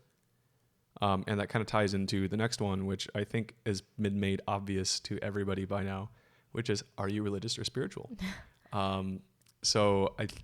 The answer is yes. No, I just have crystals for decoration. Yeah. And a few tarot card books. Yeah, just a few. This might be a bit of a touchier subject for some people. Many people I don't think are. But I think that this sense that there is a greater story going on, is within many of us. And I do want to call out its overall importance and prevalence in life. And the reason that, we do have religions to begin with is not necessarily because people are sheep and need a, blah, blah, blah, blah, blah. And like, yes, they've been corrupted and blah, blah, blah, blah, blah. But if you look really deeply inward, just see what you find. And yeah, I'll leave it at that. Just see what you find. Okay. So we have gone through meaning and fulfillment, and we're going to go in the final section, which is going to be fairly short because I know this has been really long, which is actionable advice. So the first area I want to start with is fairly practical, which is how do you approach work-life balance and understanding your situation. You're working 2 jobs. Yeah. Right. One is remote. Well, both can be remote. The other one involves a physical space that you need to show up at, Tuesdays, Thursdays, Sundays. And how you approach it, and then also how any advice you have for others approaching it in not only your situation, but other past situations you've been in. Definitely having a solid daily routine. That's been a game changer, and I've realized how important that was when I was thrust into the unknown and the chaos of leaving my job. And so making sure that I'm doing practices that help serve myself and help me care for my being so that I can, again, live optimally and be fully present with the people that I'm with, the conversations, my work. And if I was to give some advice, I think you have to find certain practices that are going to bring you closer to yourself, and that could vary for everybody. But I the number one thing I could say is meditation. That's, I think, the best way to connect with yourself. And meditation doesn't necessarily have to be completely sitting in stillness for an hour or 30 minutes or however long. It could be through doing something like breath work, or it could be through exercising, through running. There's a lot of different practices that could put you in a meditative state. Of course, I think it's really different to be sitting and meditating, but finding what works for you is really important. And doing things that bring you joy. You're not supposed to struggle. Life isn't supposed to be necessarily hard all of the time. All of the time. Yeah, all of the time. I mean, there's definitely challenges, and there will be plenty of struggle. There will be struggle, but you don't have to really struggle through your struggles. You can do things that will help support you through those, and you have you have some power in that. Maybe I can reframe that a little bit. I think that you will struggle in your struggles because that's why they're struggles. Yeah.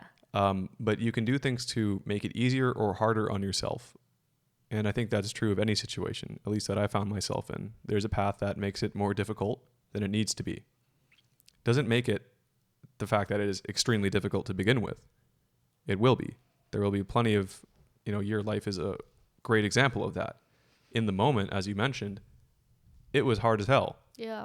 You were contemplating ending your life. That's incredibly hard. That's pretty much the final thing that you can do. So I don't want to take away from that and be it's going to be all rainbows and unicorns. No. It isn't. But when you are in the depths of wherever, there are things you can do to mitigate it and to not, at a bare minimum, not make it worse on yourself. Worse than it needs to be. And so that's kind of what we're talking about here.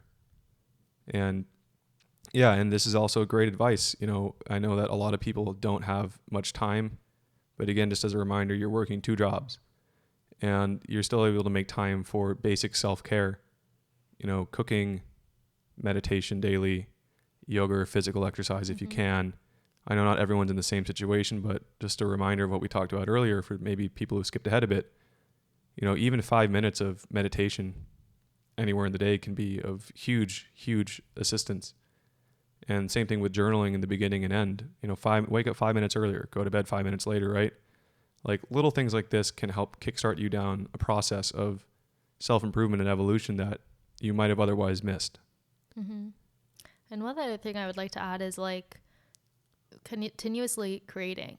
And I think we're living now in a society where it's very heavy consuming. So a lot, this podcast is kind of one thing, but hopefully it's inspiring people to go and create others.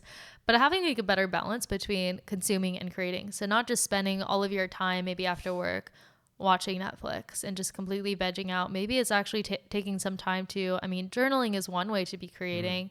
Because you're putting some thoughts onto paper and it's bringing something into this world. But maybe it's painting or drawing or learning a new skill and writing about it and sharing it out, or creating a video, creating a podcast, like things that fuel your creative energy. I think that's like, it's naturally a power, a superpower that we all have. And like, this is how all of this happened. Like, we've created this, and it's pretty mind blowing to think about. And I think once you fuel that, it gets you in like more, I would say, a more forward direction. There's more action. There's inspiration that might flow through you that you didn't know it existed. And it could lead you down something, or a new path or a new direction, if you're just kind of following that curiosity and, again, like keeping the inspiration, creativity flowing through it. Yeah, I'm with you, 100% on that. In my life, at least, I found creative outlets, or they quickly become creative passions, and this is one example of it. Another one is music for me. I also want to talk about Netflix for a second, because earlier in the podcast I was considering bringing it up as a like, do not do this type of thing, but I think there are many good stories out there on Netflix that you can actually learn from, when characters are put in various precarious situations, and they act out universal archetypes or behaviors that apply in our day-to-day life. And if you're watching Netflix consciously and paying attention really to, okay, what is really going on here, and can I relate this to a situation in my day-to-day? Or like, do I like the way this character responded to that? Like, why don't I why do I hate Joffrey in Game of Thrones so much? Why is he such a prick, right? And maybe I shouldn't be like that in my life. Like, you can do that too. Oh, yeah. The story of the hero and the villain is one that's pervasive in our lifetimes, and really paying attention to what makes someone a hero, right? And maybe it's not as black and white as a Disney movie is, where it's like there's an obvious villain and they're evil and the weather gets bad when they're on the screen, and like, you just know they're evil, evil, evil. I don't think life is that simple. It's a lot more nuanced. I love Disney movies.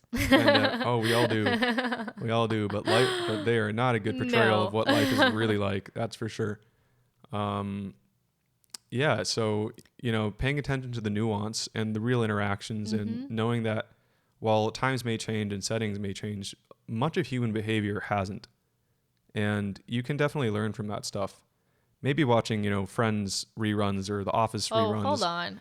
I've watched Sex and the City like a million times. I wrote a whole, multiple essays in college. I was going to finish that with Carrie's relationship with Big and Aiden. Oh, sure. Well, I was gonna finish that with absentmindedly in the background while you text. Okay. But, okay. Or you can write an essay about it. But then you're not our relationships. Yeah, but then you're not watching it. My point is watching something consciously and paying attention to what's going on, and you can learn a lot actually from that type of stuff. But I think this goes hand in hand with anything, is when you need to put your attention into things in order for them to become good.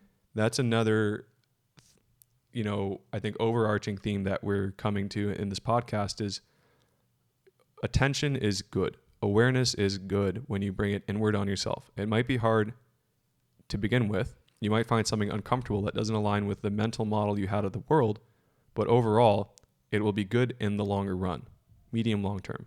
Right? The same thing with anything else. If you put your attention into it and really examine, how does the show make me feel? Do I like watching it? Do I not like watching it? Why don't I like watching this thing? This is why I don't watch violent films or TV shows. Sure. It doesn't make me feel good. and for me, I love watching violent stuff. I don't know. I'm intrigued by it, because it's a part of life that, we don't get. But either way, just pay attention. Yeah. Anyway, that was work-life balance and Netflix. Now, another big one is, and again, you're working 2 jobs, and it's easy because we live together, but, how do you make time for those you care about? That is something that I definitely struggle with. I mean, since we live together, we spend a lot of time together. Yeah, but how about other people? That is still a struggle, I would say. And figuring out, how do I make time for friends when maybe I want to be doing other things? Like, maybe people want to go out, and I'm not actually feeling like going out. I'm actually just wanting to stay in and work on something that I want to bring into this world. And that's I've struggled with this for a really, really long time. And I have this tendency to get really obsessed with what I'm doing and very focused on something that's maybe not necessarily work related, but a passion project or writing a blog or like starting a podcast or doing something like that, that I just kind of shut everybody else away. But I think like still making time, whether it's like sending a really, simple text just to say like, I'm, so grateful for our relationship, or I thought about you. Like this happened to me the other day. I was telling your friend Maite, like, your song has randomly been stuck in my head for like the past 2 mornings. Every time I wake up, like, thank you for sharing your gift with the world. Like just little things here and there, even if you don't have like the full amount of time to like go hang out with people. But at the same time, like, I'm sure all of us can find like 1 hour in the week to go spend some time with people we love. I'm sure we all have like 5 minutes to give our mom or our dad a call throughout the day. Like I've heard some people like don't even talk to their parents for like ever. I'm like, I touch my mom every single day. Like, just find time. And I think, again, this is like being conscious of where you're devoting your energy to. And relationships are a huge piece of our fulfillment in life. Like it's not all just work, and it's not all geared towards like, how can I make money from living my purpose? Like there's other pieces of life that you need to pay attention to. And I think it's good to take inventory of knowing, like, if you're looking at your life kind of as like a pie, like how much of that pie is being devoted to work, or like only your personal passion projects or your romantic relationship and your friends, and kind of figuring out like, how do I even it out? And like, am I lacking here? Do I need to dive more into relationships and kind of pull back my energy from devoting so much time to my work? But for me personally, it's a very hard to balance between them, quite honestly.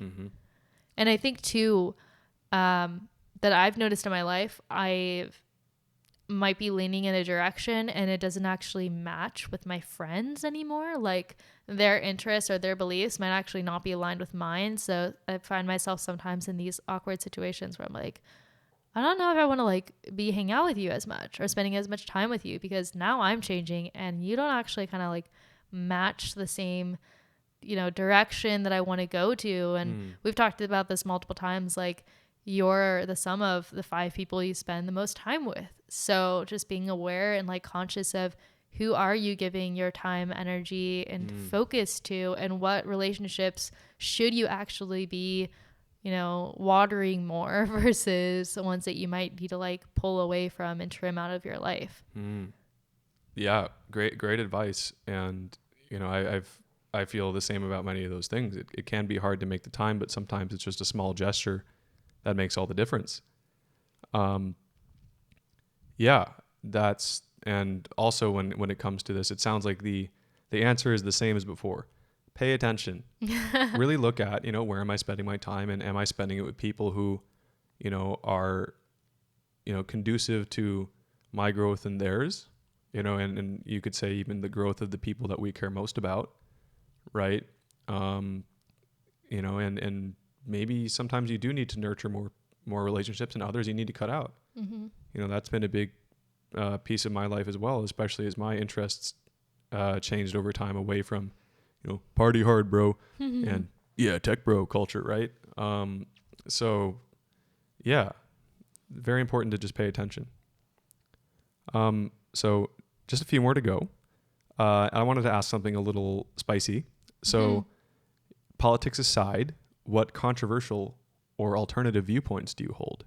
And if that's too hot a button to push, we can leave it alone. I'm not really actively involved in politics, so I couldn't really tell you. Well, that aside. In that sphere. Oh. Yeah.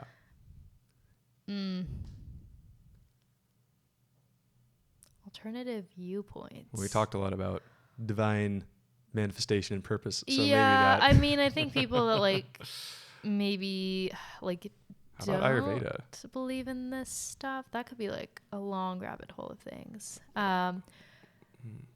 Yeah, I guess I don't know if it's an alternative viewpoint or just kind of the belief that all that exists is what we can see. That might kind of sum that up. Yeah. It just, in fact, like at least in my belief, and actually proven by a lot of science and great philosophers, there's subtle energy to everything around us and everything that's within us as well. Oh yeah, one quick plug, sorry to interrupt, but this is a really interesting stat I heard a while ago. I think we can see something like only like 1 out of 10,000, the spectrum of light. So just let that sink in for a second. There's 10,000 times more stuff than what you actually see going on around you all the time. Yeah. And when you were mentioning this earlier, like it's this could be like a completely long podcast, but with Ayurveda, it's one of the oldest health systems that's existed for over 5,000 years, has been rooted in ancient India, has been the precursor for Chinese medicine, Tibetan, modern Greek medicine, so many different just systems for health. And the premise really is just... Oh, I was going to say, so we don't risk rabbit holing further in this already really long podcast. I think this is a great opportunity to plug yours. So, maybe if you could let me just set the stage real quick. So Chelsea here has been researching into this for quite a while now and has been applying these practices in her daily life, often in terms of diet, lifestyle, exercise, and bringing this ancient practice into, modern accessible means. So if you could go ahead and tell our, viewers and listeners where they can learn more about this. Yeah. So I do have some resources on my own personal website. So chelseamarie.com would be a great place to start if you want to learn more. And just to give some background, it's a health system that really believes that everything around us is energy. It's all made up of certain elements, and all of these elements are affecting us. They're affecting our body, they're affecting our mind, and they're affecting our spirit. And this could be the environment that you're in, the people you're around, the temperature outside, the season, the food that you're consuming, how much exercise you're doing. All of these things play a role into our own internal balance. And there's a really key emphasis on balance. And there's actually multiple layers to our body that's beyond just what we can see physically. This could be like your mental body, your emotional body, your spiritual body, and all of those things need to be cared for. And this system takes a very holistic approach to wellness and lifestyle. So if you want to learn more, chelseamarie.com is a great place to start, or my own podcast, Body of Soul. And that's available on iTunes, Spotify, Stitcher, Google Play. And I have a few episodes about Ayurveda specifically, and also on spiritual topics if you want to learn more and maybe get your mind state or your perspective shifted. Excellent. And one final plug for Ayurveda. Apparently this is the diet that got Chris Hemsworth in Thor level shape for those Marvel movies. So it does work. And yep, if you want to learn more, please go to her website, chelseamarie.com. Or Body of Soul podcast on any of the distributors mentioned before. We're nearly done. Actually, in fact, we sort of skipped to the end, which was, any causes or things you'd like to bring to our viewers' attention. And, but we can go into, there's 2 more questions. So one more, which I think is beneficial for everyone's growth, is how do you challenge your beliefs or develop new perspectives? This comes back to like the self-awareness bit and being honest with yourself of like, is this my own, like, is this perspective being limited because of my past situations or of whatever trauma and emotions I never dealt with? And can it be changed? Can it be shifted? Can it be expanded? And if so, how would I change? Or like, what behaviors would come after that? Would it be in more service to others, or would it be like more in service to myself? And how do you find the things to challenge that limiting belief though? What's the process like? Definitely seeking out contradicting information.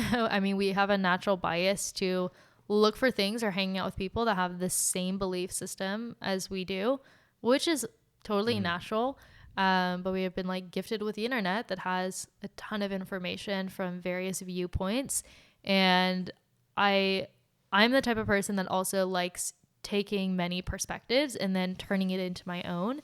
And I've done this with like health and wellness and spirituality, and like taken like things that might have existed that are a little more on the woo-woo end, and then see like, okay, what does science actually say about this? Or like, Is there validation from nutritional science with this like Ayurveda thing that it's saying, and then seeing the links between the two, and then also like, can I create my own belief out of this? And we're in, again, like in a very fortunate stage of humanity where we're in an information age where we have so many viewpoints available to us and so many perspectives that we can take on and really build into our system so that we just can create an entirely new viewpoint that's unique to our own and really break out of maybe belief systems that might have been kind of more thrust upon you by your family structure, society, any of those groups that you were first part of in your life and experienced firsthand. Yeah, it sounds like we can even break this down into something pretty simple then. So, well, thank you for that. That's a rarer thing for people to do nowadays. I think people tend to get stuck in thought bubbles and belief bubbles and think that that's all there is. And anyone in another bubble is just wrong and the devil. So it sounds like, look at your idea, again, bring awareness to your idea, actually proactively seek out opposing opinions from other perspectives, right? And this is a analog to finding the courage to dive into your fear, right? Yeah. Which is, what if I'm wrong? Which, by the way, you are all the time. Most of the time, you're wrong about stuff. Get used to it. And so seeking out these other opinions and finding like, is there a middle ground where there's actually agreement? And there tends to be. So yeah. And then from there, doing another totally radical thing, which is thinking for yourself. This also requires, like, it sounds easier than to talk about it than it is to do it. But you actually need to evaluate, where did my beliefs come from? Were they thrust upon me by society or family? Or did I actually come up with this on my own? And starting to come up with things on your own. And it's tough. You know, there's a real challenge in making sense of the world. And you can actually check out one of my other favorite series on YouTube called The War on Sense Making. And they talk about how it is really difficult to make sense of stuff nowadays.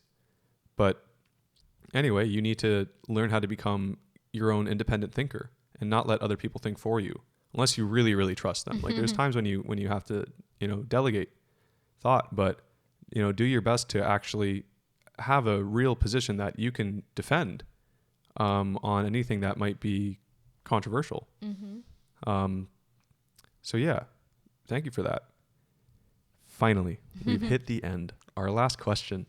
So is there any, like, in summary, what advice would you like to offer our younger listeners, or even your younger self, or maybe even people who are still feeling a little lost and don't feel like they're yet on the path, who are just starting their journey? Maybe this is the first thing they've heard about it. What would you like to tell them? I would say trust more, surrender more, and follow your joy. And that's incredibly difficult to do in the moment of uncertainty and feeling lost and confused and not sure if you're on the right path. But I would tell myself, and I'm continuously telling myself to this day, your life is unfolding so beautifully, and there's things that are so beyond your wildest dreams and imagination waiting for you. All you need to do is step into it and say yes. And not let the fear block you.